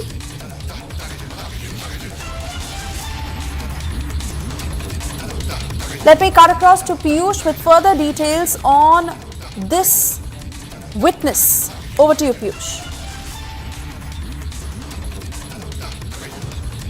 So, Suesha, what I can tell you is that the key objective of National Investigating Agency, while it is probing Tahawur Rana, is to establish that who actually were the people, which organization, and if I may say, which country was actually aiding Tahawur Rana and David Coleman Headley of carrying out several terror activities that also included the Mumbai terror attack. And in this process only, what we have been told is that NIA might, in a way, also try to make Tahawur Rana get confronted with one of the witnesses, which he actually met in Dubai. And from there was a planning of how to carry out terror activities in India, which also included the Mumbai terror attack. It is also important to note over here, Suesha, that in the US Court of Justice, which had convicted Tahawur Rana as well as David Coleman Headley in trying to plan an attack on a Danish newspaper, which they felt had insulted the Holy Prophet Muhammad, and the terror attack that was failed because the FBI acted swiftly and got hold of Tahawur Rana, and David Coleman Headley has made some very stunning allegations. In mentioning the Mumbai terror attacks, they have mentioned that how Tahawur Rana and David Coleman Headley were in touch with several affiliates that in a way is indirectly linked to the Pakistani army and the Pakistani inter-services intelligence, in what can also bring chill to the spine. On the streets and take law in their own hands. That is not acceptable. And that we will deal very, very strong. No one, irrespective of who he is or the miscreant, we will deal with them as strongly as possible. Our normal law and orders, other thing, people, we try to persuade them, we try to tell them, we discuss with them. But it should not be seen as a that in case if people take law into their hands and do violence and this kind of thing, if they will indulge in, we will deal it with as strongly as possible. The ADG Law and Order will give you all the details of the incidents which you must be asking, thinking about. They'll give. Again, apnader kyo jeta bolchi. This is a time of not scoring points. This is a time of not, the lives of people are at stake, property at stake. And as I said, the government has said they will stand by jar property damage hoyeche, eta hoyeche, there is a ain ache je amader community theke khati puron korona jabe. We will take every action. People should not be emotional. Government has said they will stand, and any kind of violence is acceptable. Whatever. That is what is the thing and please don't সকালেও যেটা হয়েছিল কি না একটা লোক গুলিতে মারা গেছে তারপরে জানা গেল না পাতে গুলি লেগেছিল যেটা এটা হয়েছে some this thing has to stop and এর জন্যই সব লোক বলে দিচ্ছে লোকরা বাইরে চলে আসছে sitting from Calcutta, sitting from somewhere else, it is easy to pontificate. Our people are there, they are trying their best. I will request your cooperation. Let's stop their incident. We will definitely deal with it. But if we keep tackling rumors, it wastes the energy of the time and energy of the officers who are on the ground. Please give us, I'll need we will need your cooperation, and again I am telling you, we will take strongest possible action. We are not action shy. We are taking it, and whatever is the thing, if you have a quick 1 or 2 questions, I can take that.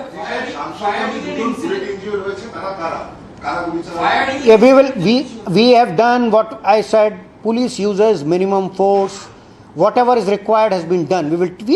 If it is required, whatever is required, we will do, and we have done.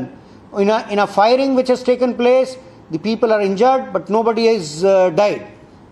It is not a question of, again I am saying, it is not, whatever is required will be done. But dealing with rumors cannot be just spread. Ekhane eta hocche, okhane eta hocche.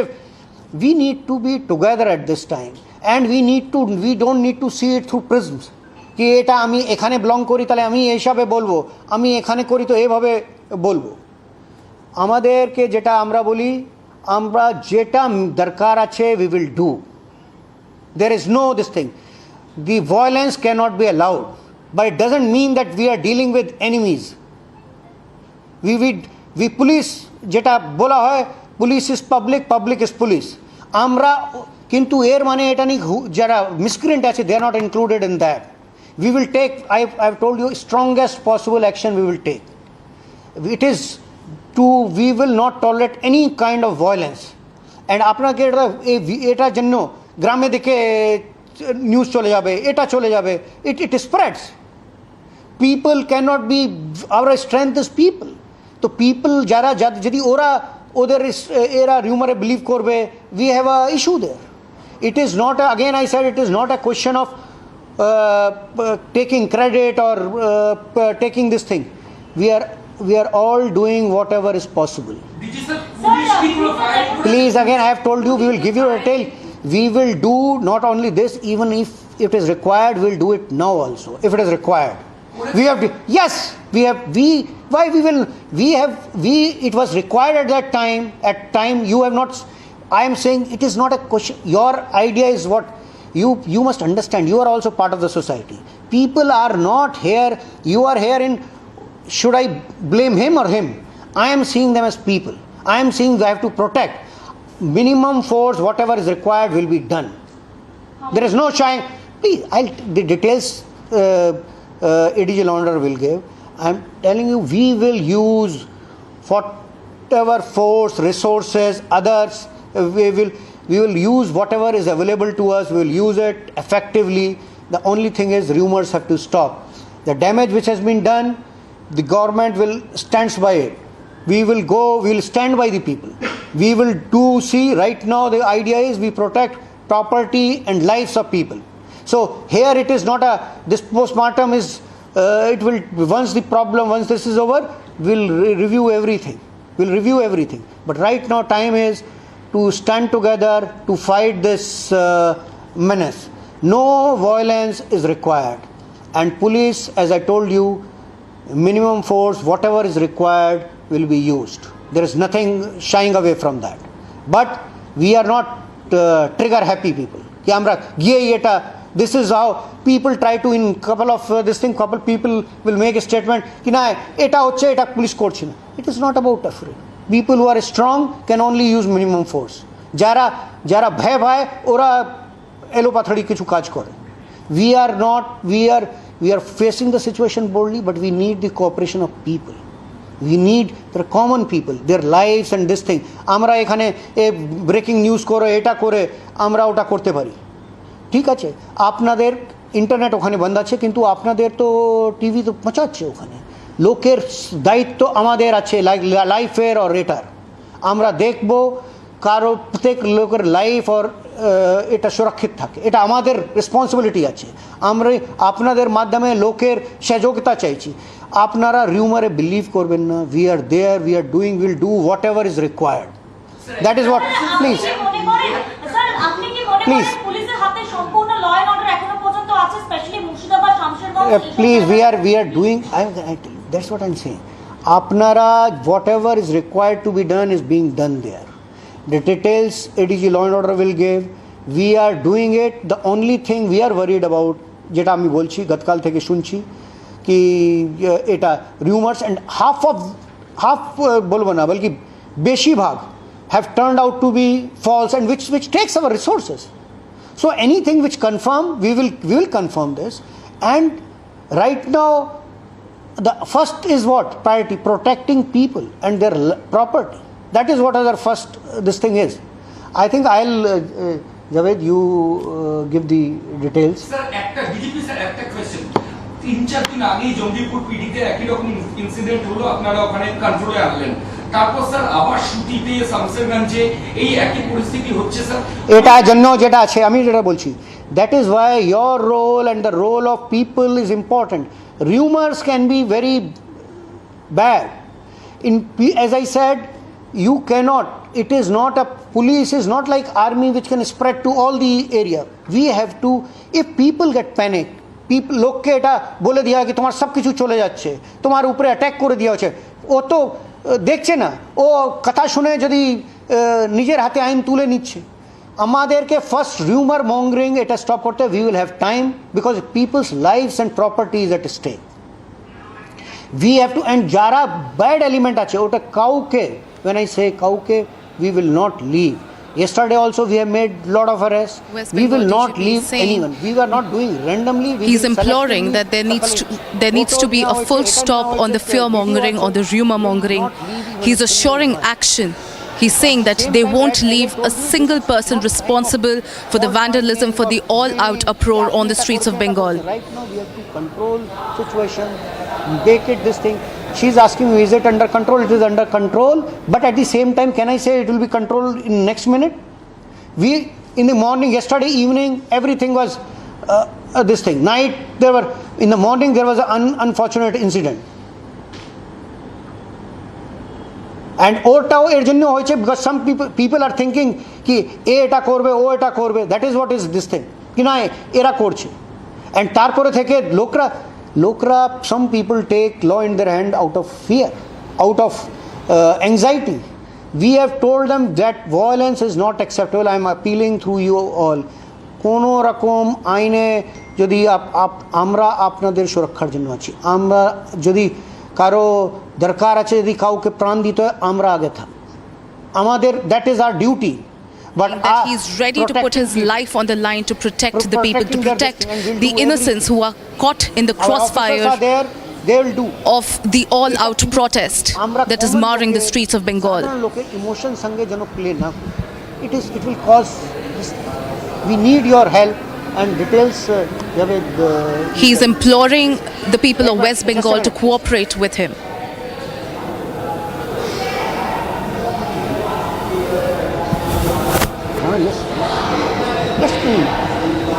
We will say whatever is happening.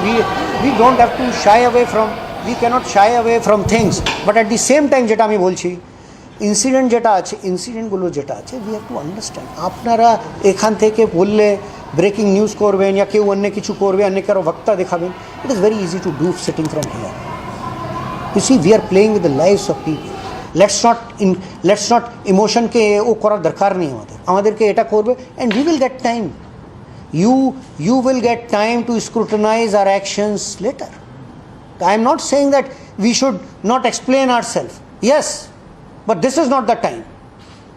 Thank you very much. Sir, firing incident gulo niye ekটু rumor ছড়াচ্ছে, আপনি kindly আমরা definitely বলবো, তো আমি বলছি we will tell. Coming in from West Bengal top cop, who's appealed to people to stop the rumor mongering immediately, while he said that rioters will be dealt with in the strictest manner and those who are stoking violence will not be spared. He has said that there should be no room for any rumor mongering or speculation, and that is something that the people of West Bengal must stay away from. This in the light of the violence that escalated in Murshidabad, where he said that the police is dealing with it in utmost strictness, and those who are responsible for the riots will not be spared.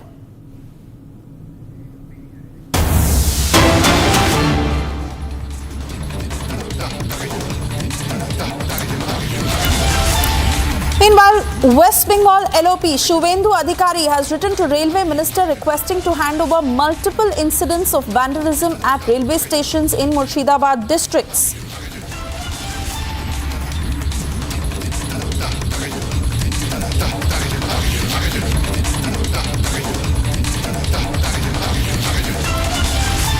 So that is the request that Showdown Adhikari has made to the centre, where he's written to the railway minister saying that all the vandalization that took place by those miscreants, those cases must be transferred to the NI and strict action must be taken against the perpetrators. Let's listen in to that statement.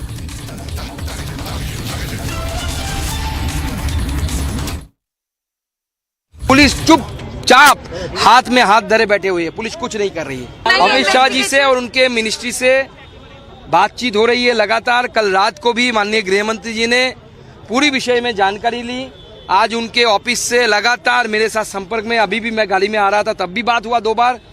भयंकर परिस्थिति है, इससे बंगालियों को, हिंदू बंगालियों को बचाने के लिए मुझे लगता है जो स्थिति जिस तरफ जा रही है, आगे आने वाले समय में केंद्र की हस्तक्षेप की जरूरत पड़ेगी। इनमें एनआई इन्वेस्टिगेशन हो, इसमें भारत के बाहर के ताकत भी इसमें जुड़े हो सकते हैं और हमारे पास लोकल लेवल से इंफॉर्मेशन है कि भारत के बाहर की ताकतें, सांप्रदायिक ताकतें जो बांग्लादेश में इस समय बहुत जोर शोर से उस तरफ यूनिस के इंस्पिरेशन से, इस तरफ दीदी के इंस्पिरेशन से जो बढ़ रहे हैं, उनका रोल है। And cutting across to Antara, joining us from the newsroom. Antara, while the West Bengal DGP has made it very clear that those who are responsible for the violence will be dealt with in the strictest manner, the BJP is saying this is not enough. In fact, those who are really carried out that vandalization at the railway stations, he's written to the railway minister saying that those cases should be transferred to the NI. Well, Suyesha, you can see that there is an all-out uproar on the streets of Bengal.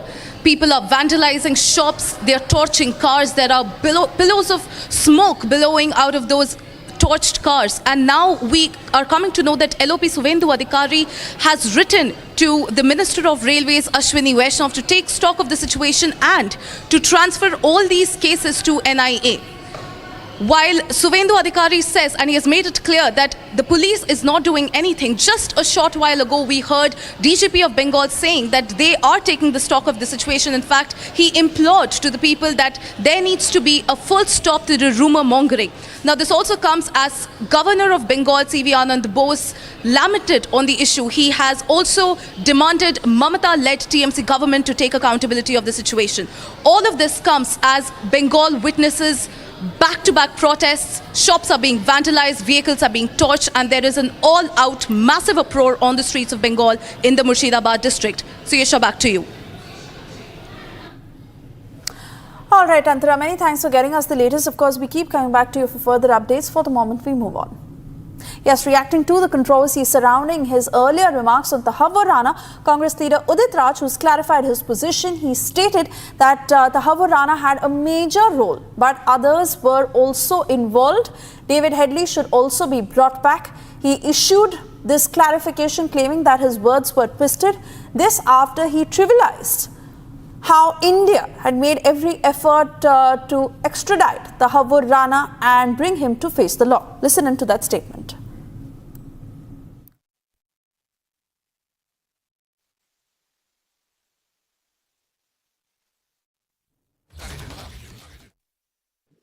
कि 2011 में जब UP की सरकार थी तो पूरी जांच की फाइल अमेरिका को दे दी गई थी और हेडली को मुख्य आरोपी माना गया था और तहव्वुर राणा को कॉन्स्पिरेटर माना तो गया था, लेकिन उतनी बड़ी भूमिका में नहीं था।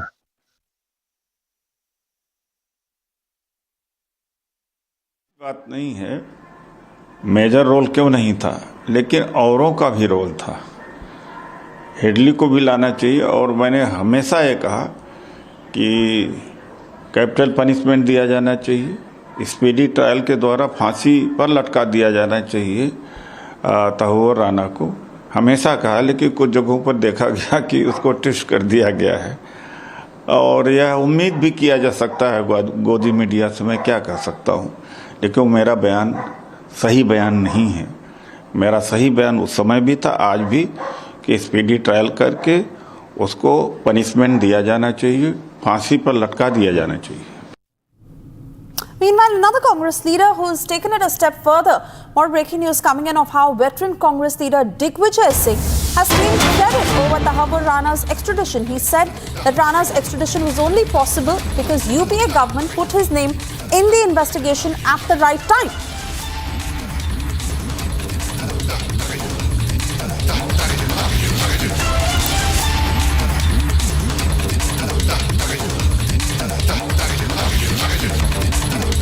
छब्बीस 11 के अंदर षड्यंत्र में शामिल था ये व्यक्ति और उसका प्रत्यारोपण जो हुआ है, एक्सट्रेडिशन हुआ है, ये इसलिए हुआ है क्योंकि उस समय की यूपीए सरकार ने सही समय पर उसका इन्वेस्टिगेशन में उसका नाम उसका को पकड़ में आया, उसकी गिरफ्तारी हुई यूएसए में और यूएसए में गिरफ्तारी में उसको सज़ा हो गई। 14 साल की सज़ा थी, 14 साल की सज़ा काटने के बाद उसका प्रत्यारोपण हो गया। इसमें कोई श्रेय मोदी जी को नहीं जाता। 26/11 के अंदर षड्यंत्र में शामिल था ये व्यक्ति और उसका प्रत्यारोपण जो हुआ है, एक्सट्रेडिशन हुआ है, ये इसलिए हुआ है क्योंकि उस समय की यूपीए सरकार ने सही समय पर उसका इन्वेस्टिगेशन में उसका नाम उसका को पकड़ में आया, उसकी गिरफ्तारी हुई यूएसए में और यूएसए में गिरफ्तारी में उसको सज़ा हो गई। 14 साल की सज़ा थी, 14 साल की सज़ा काटने के बाद उसका प्रत्यारोपण हो गया। इसमें कोई श्रेय मोदी जी को नहीं जाता। Cutting across to Piyush, joining us on the broadcast. Piyush, there is a limit to how they can play politics over one of the worst terror attacks that the country has seen. The Congress has faced so much flack for already not doing enough when the attack had happened. And now that the Modi government has actually managed to have Tahawur Rana face the law, they want to play politics here also.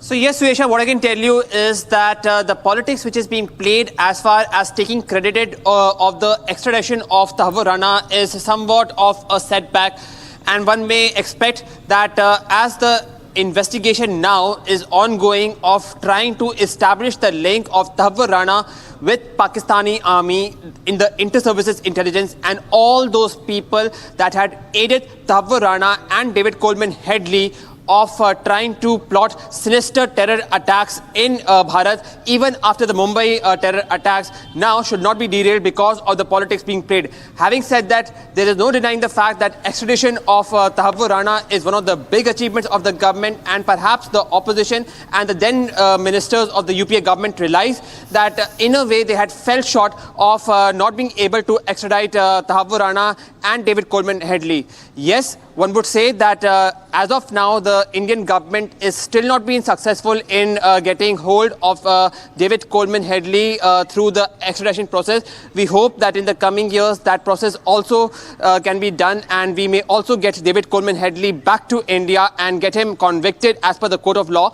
But yes, Tahawur Rana has been extradited. He's being investigated. The role of his connections with Pakistani army and ISI is being established, but one would expect that this political bickering and this process of making statements in order to get credit of this massive achievement of extraditing Tahawur Rana back to India should be avoided, to say the least. Back to the studio.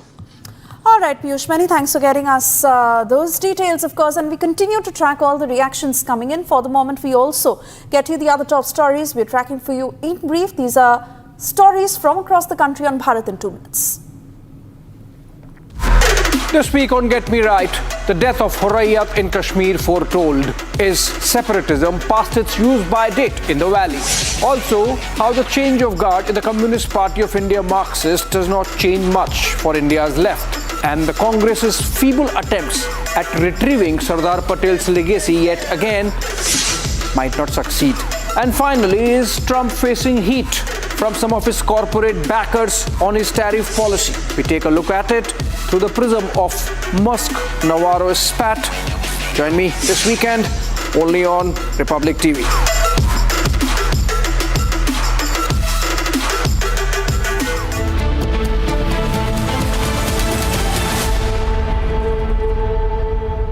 आपके घर के खाने में restaurant जैसा स्वाद ले आए MDH का शाही पनीर मसाला। पनीर को क्या मस्त बना डाला।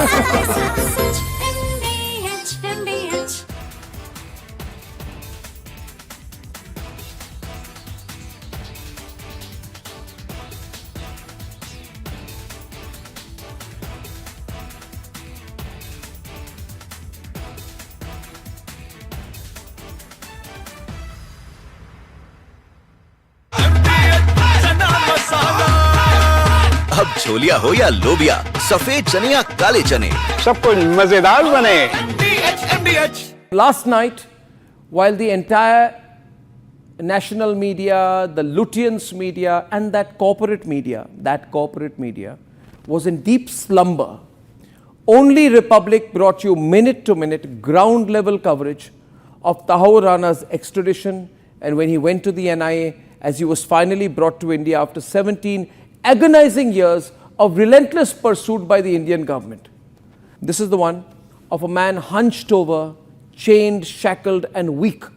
This is Tahawur Rana, one of the key conspirators in the 26/11 Mumbai attacks.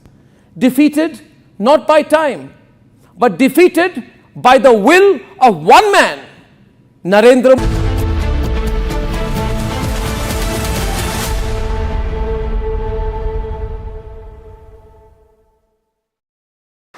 Namaste. We've had many special evenings, but I think today is extremely special. I'd first like to thank my dad for taking that time out, flying to Delhi, and being so generous with his time, his enthusiasm, and being an inspiration to all of us. Thank you, our chairman. And to Suhail, for pushing the four of us to do something like this, because I think memories are made with wonderful evenings where friends like all of you come together just to tell us that while we've done very well, and thank you, Dr. Reddy, for what you've done, there is so much more to do. And I think all of you have ignited that flame within us, and your presence here really means a lot. Thank you, everyone, special people, for being there. I do want to welcome my mother, because she's the one who silently says that it's not enough what we do. She says, yeah, your dad does things, but you girls have to do so much more. So just don't sit at home and enjoy yourselves. There's a big responsibility. So thank you, Mom.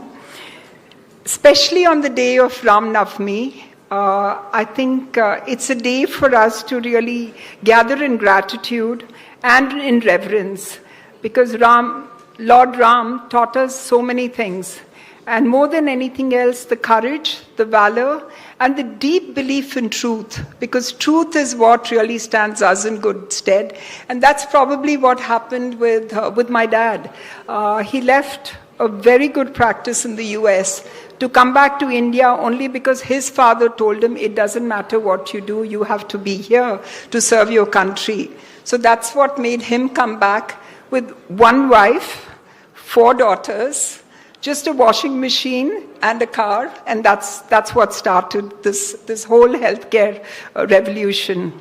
Today, it's been a journey which has been extremely rewarding, because we have seen the way the journey has taken us to see that healthcare should not be for just a few of the elite who can actually go anywhere in the world for healthcare.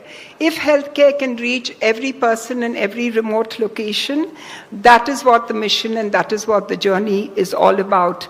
And I think we've actually embarked on the journey. I wouldn't say that, the goalposts keep shifting.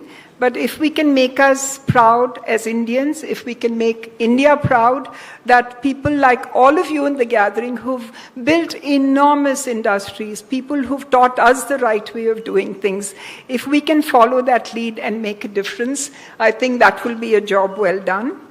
This evening is just about cherished memories, some questions from Suhail, some thoughts from Dad.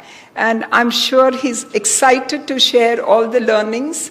And please don't ask him if we've been good daughters, because we keep telling my dad, we say, Dad, we're cheap labor, because we just love you so much, so we listen and we do what you want us to do. But having said that, on behalf of my three sisters, Sunita, Shobana, and Sangeeta, thank you all for being such good friends, being very generous with your Sunday evening to come and share your time with us. And before I close, because I spoke about Sri Rama, Dad would read the Sundara Khandam every day, whichever part of the world he was in, every morning, and nothing stops him doing that. So, and the lesson he taught all of us is belief is power. That's Hanuman had belief, crossed the ocean, so belief is power. So he says, if you dare to dream, and if you believe you want to make a difference for humanity, that is the power you all have. So having said that, I would like to welcome you all once again on behalf of our entire family, and of course the Generation 3, which is represented by all our children. A lot of them are here today, and they're here to hear and learn. So I think we're on a path to do good, and we enjoy the work which we do. And having amazing friends like all of you has really made this evening special. Thank you and welcome. Thank you, ladies and gentlemen, for being here on a Sunday evening to listen to someone who defined healthcare, who defined purpose, and who defined values, and continues to do this at this age with the same firmness of purpose and with the same value architecture.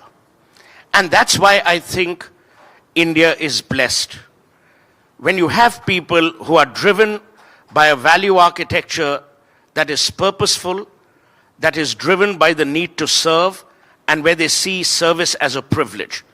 That's the India we've been, and that's the India I hope we will remain. So let me begin by asking you, Dr. Reddy, you had everything going for you in the United States. It wasn't a time that people would leave the US and come back to India. Now there are many reasons to leave the US and go elsewhere. But that was a different era. Why did you come back, and what prompted you to do so? Suhail, I'm happy you asked that question. Why did I come back when I was doing good practice, doing very well with my 4 daughters there, my wife looking after, and being in US those days, it was very nice. But what changed was a letter from my father. Once in a few months there used to be a letter, most often written by the manager. But there was a letter written by him, it's his own hand, and then said, there are 2 of us who are very happy of what you are doing there, meaning my mommy and him.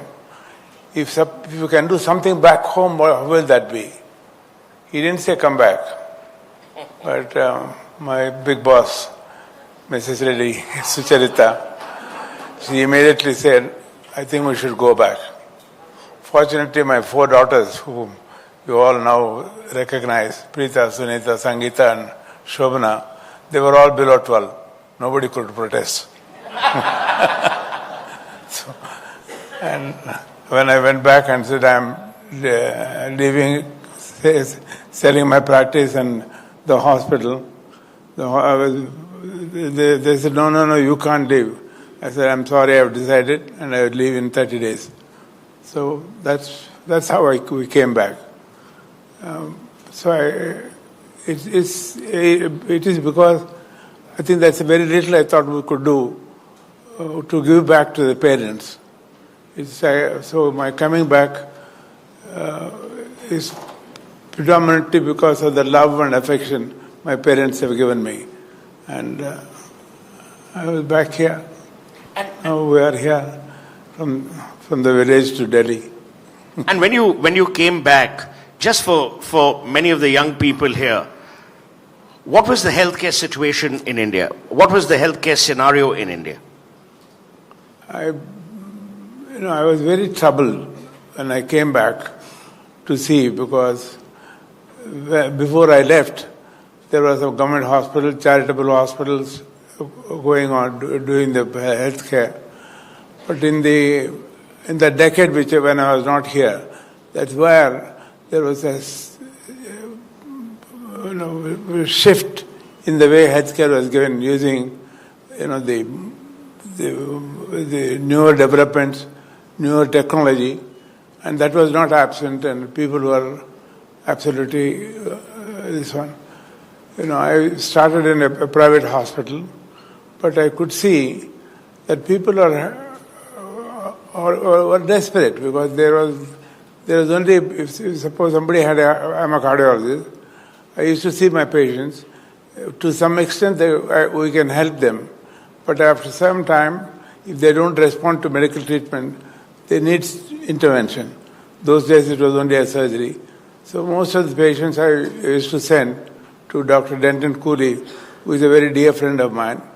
But how many could go? I sent our President, Prime Minister, some people rich. Small number of patients could go. Others couldn't afford. So that's what shocked me, saying, how many more? And if there is no other help, some of them die. When they die, it used to hurt me very badly, saying, how long this is going to be before people could get, and why should they not get good health care? But the whole scenario was different, because you could get a loan to do probably a cigarette shop, but you can't get a loan for a hospital. So that was the status. Healthcare was not described anywhere. So after, when I decided, saying, I think I must do something about it, we must do. So I came to this famous city, capital of India, for the second time. First time I came to Delhi as a tourist when I was a student. Second time when I came here, I came saying with the purpose, saying, everybody in Chennai told me nothing can be done in that Madras. We must go to Delhi to change anything. So I came. Fortunately, I could meet one of the Congress General Secretaries, and he took me to the morning darshan. So on the second, third day, the Prime Minister asked, what is it you want? I said, Madam, there are only 1 or 2% of people who can get good health care. Others cannot have, and this can change. So she left. So then on the third or fourth day, I think she said, you want to meet me? So of course I came only for that. Immediately RK said, 11 o'clock today. So I think that was the moment when things changed. After she spoke to me for about 15-20 minutes, he said, Dr. Reddy, she pressed the button, called Kishtwar Rao Sahib, the private secretary, who spent more than 2.5 hours with me, and then sent me to the various ministries, to the finance ministry, to the health ministry, most importantly these two. And the health minister called health secretary called 4 other secretaries who had a meeting. And finally, because medical equipment was treated as a luxury item with a 300% duty. So who can import it at 300%? So whatever I bought, because I said I've used it, I didn't pay much duty. So I had a good cardiac clinic. But so in any case, at the end of the meeting, they sent a resolution. Of course, I must also thank Kishtwar Rao Sahib. He told them we want a recommendation for a cabinet meeting on Friday. This was on Monday. In 4 days, they recommended saying, zero duty, but you will do 25% free care. So I said that definitely we'll do that because people need it. So that was the beginning. And then, of course, the finance ministry, the minister, he tried his level best. Unfortunately, they said, if anything is given, it is not in the act, so he will be impeached. But fortunately, the next finance minister, Arnab Goswami, was there. I remember the words he told the secretary. He told his secretary, if you don't do this, you're going to prove that I'm a useless finance minister of India. He was shocked. Mr. Malhotra just caught my hand, took him to his room, and then wrote down saying that you can get 30 crores of rupees from the various banks, and for your equipment, you can get a foreign exchange loan. I think that was the moment which gave us the first step to go ahead. So then I think many other ministries cooperated. So the first hospital was inaugurated in 1983 by His Excellency, late President Jain Singh. To get that across, it was not easy because there was no architect who knows how to build a modern hospital. So all of these problems, I think my daughters, even then, without job, they worked hard. But when it was inaugurated, some of the people who were VIPs, who were inside, they said, Dr. Reddy is a very clever fellow. He has built a beautiful thing to make a 5-star hotel. So after the function, Jain Singh was so happy because he came back from Houston after his surgery. He said, this is not in Houston, this is in Houston, like that. And he threw his speech and he spoke. Instead of 20 minutes, he spoke nearly 40 minutes. But I think that was the beginning. But what really happened after that was the Apollo family. Whenever I say family, I'm talking my 4 daughters, as I said, without job. Rita, Sunita, Sangeeta, Shobhana. But all other people, that 850 people who joined that first time, I told them, I said, now that we have started this hospital, we have a responsibility to be able to give the best possible care for them. I got good doctors from many places. Some of them are every year, every May, 3rd week of May, I used to interview doctors in London and go to US from there and bring back the doctors. So I used to bring good doctors who already had this training, but very quickly our doctors picked up. So I think today, they were in Chennai, in all of our other hospitals, we are doing everything that's happening anywhere in the world. But it was not easy. But to bring that culture in a hospital, because there are 4 C's which I always used to tell them. First, we should be able to give clinical excellence. But I can confidently say that I become a cardiologist. We started with cardiology. We have done the largest number of cardiac surgeries in the world, over 200,000 cardiac surgeries. And it's not just cardiac surgery. Today we do minimal cardiac surgery. We do robotic cardiac surgery. So like there are very few hospitals in the world who will do robotic cardiac surgery, even in advanced countries. So all of it, in every single discipline. I still remember the transplant that we did. The Transplant Act I brought from US.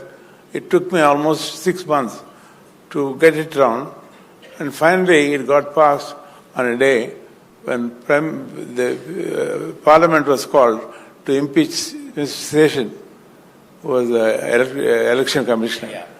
So I went to the Prime Minister. You have got your Parliament there. All members are there. You are not having a majority. At least why don't you pass this act?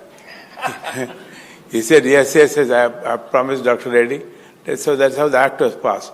So the first liver transplant took place in Delhi hospital. First liver transplant. Today we have done, I don't know, thousands. He's now a doctor. He was 7-year-old at that time. Today he's a doctor.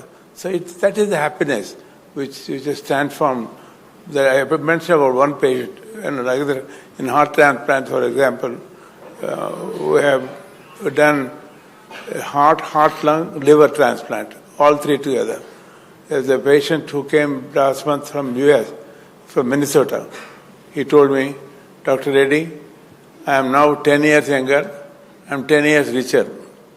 It was 12 years before he had this surgery. So like that, I think in every discipline, we have the clinical excellence in all departments, I think, is equal to some of the best hospitals in the world. But what I'm happy is, simultaneously now, especially in the last 3 decades, other hospitals started coming. So there are at least another 200 good hospitals in the country, so which I appreciate. So it's not only people from the country who are using it, people from overseas are coming to our country. So that's a journey from my village. I must say about my village. My village is, and all of you know Tirupati. In Tirupati, about 30 miles away from Tirupati is my village. And so coming from that village, I still have a lot of connectivity. I'll come back. So it's interesting you talk about the evolution of healthcare. But parallelly, there was an interesting thing happening. I read that in 1973, when you were still working, not in Apollo, you created this whole master health checkup, and from there, when Apollo happened, now you have the Pro Health, you have Zen. You've always, to my mind, believed in preventive health. Is there something radically wrong with most Indians who believe that they should leave it to God and not to hospitals to do preventive health checkups? Because you ask anyone, they say, jo hona hai wo hoga, means whatever has to happen will happen, and it does eventually happen. But where does this culture of preventive health, and why were you inspired to do that? See, whenever I had these patients who come to me, I'm talking about heart patients who come to me, invariably they had some other complication. They had either high blood pressure, they had diabetes, or some of those stress or overweight. These problems were there. So I said, when I'm treating him for the cardiac problem, we used to address him saying, you must look after your blood pressure, so give them medicines for it. So then one day I had a good friend of mine from US, a very dear friend of mine, David. He's a pathologist. He came to India and to just spend a week with Dr. Reddy and family. They were a very close family. So I told him, David, tonight I've called 100 doctors today. Why not we tell them about this health checkup so that we can find out what are the risk factors for all of this. So he said, I don't know what you are talking about. The only checkup that I know is the New York insurance does height, weight, and baby. So I said, no, that's not what I know. So we sat down and I wrote the whole background of health parameters and how to measure these parameters, and called the printer, and he brought 150 pamphlets that night. So I don't know if TVS from... Yeah, Lucas TVS. Lucas TVS is there. I must give them the credit. One of the doctor next morning, I had the first patient who came from Lucas TVS who had the checkup. We give them 25% discount even now. And what they do is they give another 200%, they add to it and give it to our charity. But now we have done, then after when Apollo started, we called it Apollo Health Check, and then now we are calling it Apollo Zen. Whatever it is, it's a product. We have done 26 million. So I think that data helped us tremendously to using artificial intelligence to make this new product called Apollo Zen, which would make a significant impact in number one, instead of treating a patient with a heart attack, to treat him early with a plaster or this. Instead of treating a cancer before it spreads, you can detect early and treat for almost all illnesses. It will bring out. But they have done more than just that finding out the disease. It has got the gastric biome that will give an indication that you are susceptible for certain diseases, especially combined with genomics. So these two, all these products are put together, and we now brought out what's called the Apollo Zen. So this health checkup, there are two places. As I said, we've done 26 million. But what most important is, in my village, it's about 60,120 hamlets. For the 120 hamlets, we said we will do the health checkup 5 years ago. We did the complete checkup and promised that we will look after them from the first breath to the last breath. That means the moment the lady is pregnant, we take her over. We already have her medical record, correct her conditions, then give her whatever is necessary to 2 meals a day. And we built a hospital in name of my father, a primary 100-bed hospital in the village. So the hospital will do the delivery. And I told our health minister, and he was surprised to say here that zero maternal and neonatal mortality, because we have been looking after so in all parameters. Now we are now rechecking them after 5 years. We are doing that. The preliminary report is their blood pressures are well controlled, their diabetes are under control, their happiness factor has increased tremendously. But what was very disappointing is the obesity has increased by 40%. It's linked to happiness, trust me. So this is only a preliminary. They have done only 200-300 so far, but they will complete it in the next few months. But we did the similar thing in our all Apollo. We have about 100,000 all Apollo family members. So we did a complete checkup for all of them. When I say all of them, because when we call it, we don't call them our staff. We call them our family. We checked for them, their spouse and their elder child. All had the checkup 2 years ago. I remember nearly 40% did not even have the checkup. You know why? They were afraid we'll find out that there is some disease. So we have to put a rule saying, told the HR, tell them that they won't get their increment if they don't have their checkup. So almost all of them had the checkup. It's now almost 2 years since we've done that. It's nice to know that it's not even one single heart attack in any of these patients. They all had procedures. They had, stents put in. All of this happened, but none of them had a heart attack, and no one has passed away. So that's a very good. Similarly, cancers. We found out so many cancers in them, but detected early, treated early, so they're absolutely normal. So I think and the happiness factor, we have not measured, but I'm sure, looking at them, they're all very happy. But more important is they are doing good work, that now they're doing great work. But tell me, Dr. Reddy, you've always, and Pranay has mentioned it in his book, you've always invested heavily in contemporary technology, in what is current, what is, purposeful across the world. And that has obviously a cost to it. Whether it was the proton, whatever it has been. When did you feel the urge to be technologically contemporary with the rest of the world? And does that put India on the high table of healthcare, on the global high table of healthcare? I think it's from day one. Even before the hospital started, I said we must have the same level of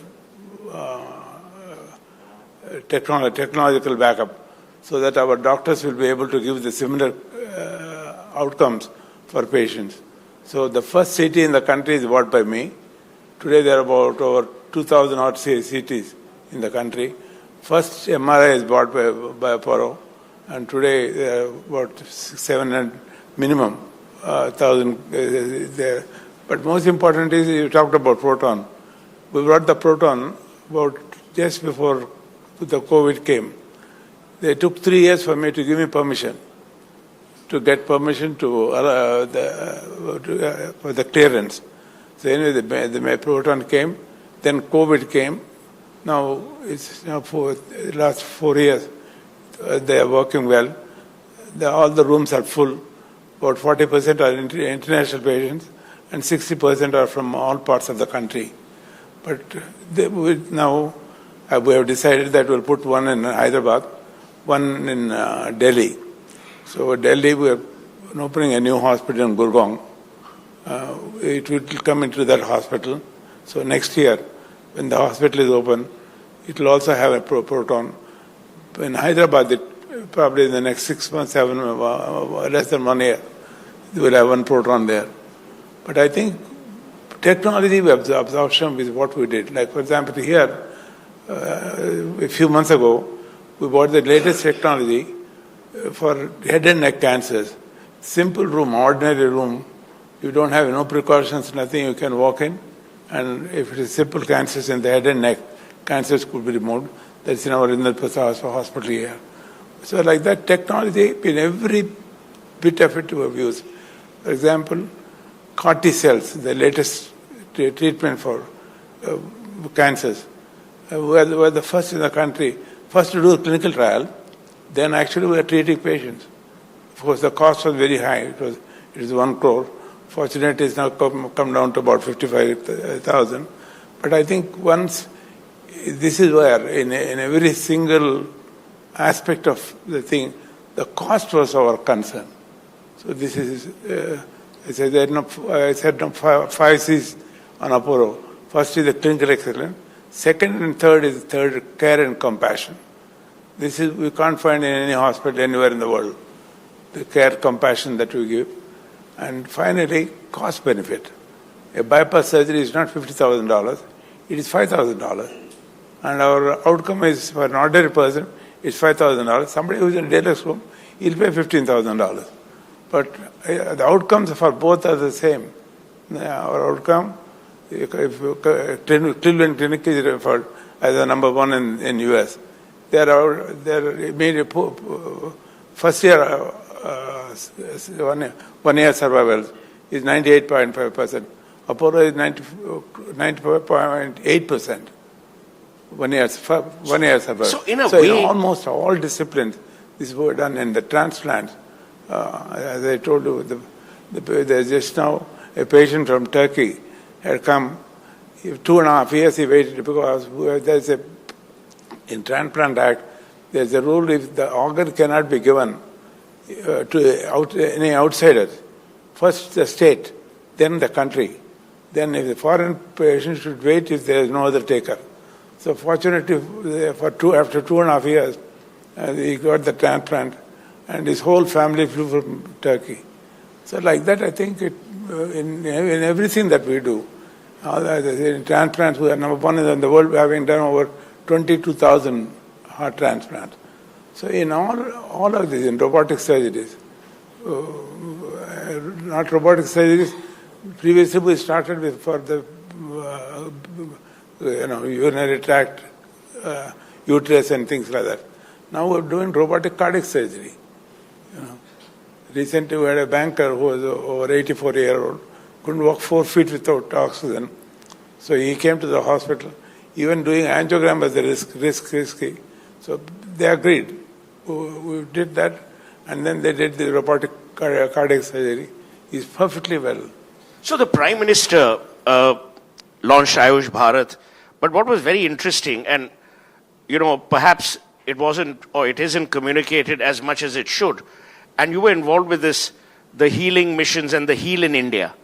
Now, from whatever you said, both in terms of competence and cost, India is right there at the top. What are the challenges you feel that the healthcare sector is facing today? A, B, what do you think the solutions are? First, I think you mentioned the Prime Minister, so I must give the credit. All of the Prime Ministers in some way or the other helped. But to this Prime Minister, I wrote a letter saying that India today, it's not just Apollo, there are another 200 good hospitals in the country. More than 150 country people are coming for treatment to us. We must now try to make India as a global healthcare destination. And gave 8 steps what need to be done to make that happen. The second suggestion I gave was, by end of this decade, there is going to be 8 million shortage of doctors, nurses, paramedics, supporting staff. No other country could give, because when I was in UK and US, Irish girls were the nurses. Today, Ireland asked us, we have a company called Global Workforce. To Global Workforce, they asked saying, can you give us 2,000 nurses? Germany wants nurses. UK needs. US only visa problem. There is severe shortage. So I think there is a gap. And I told him that India, we have the largest number, nearly 30% of our people are in the younger age group. If you train them as doctors, nurses, paramedics.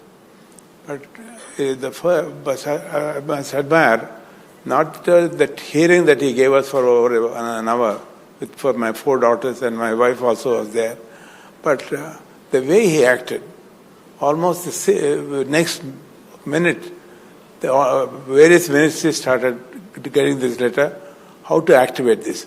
So today what's happened in the last 2 years, 47 new medical colleges were opened last year. There are another 40 new medical colleges that are going to happen now. The most important is in nursing. I have been trying previously to 30 nursing students. With great difficulty, it made 50, we could take it to 70. Now, straight away from 70, they make, in nursing college, can take 250 nursing students. And in the budget for the announcement, I must thank the finance minister, 75,000 additional workforce, and then 250 cancer centers, primary cancer centers. So this was the response that this government has given. And I also was happy to tell our health minister, saying that this is what it is, and whatever we can to further make the country self-sufficient, so that the last mile can do. There are many things that have happened, Atmanirbhar, all of this. So we will participate. I think we must no longer can say private and public. We must say it's people, our people, and the people in the world should get health not as a necessity, but as a right. My only worry, jokes aside, is I hope we don't send so many nurses abroad that we are short-staffed. So I hope that will be taken care of. But let me switch to something about the healthcare situation in India and the healthcare business in India. You are probably now the only Indian-owned healthcare chain. There are other healthcare companies with a lot of international investment. You've never thought of divesting, you've never thought of, using that route of divestment for expansion, increasing the international footprint. And I'm asking you this, Dr. Reddy, because, for me personally, you are more than Apollo. You're almost the statesman of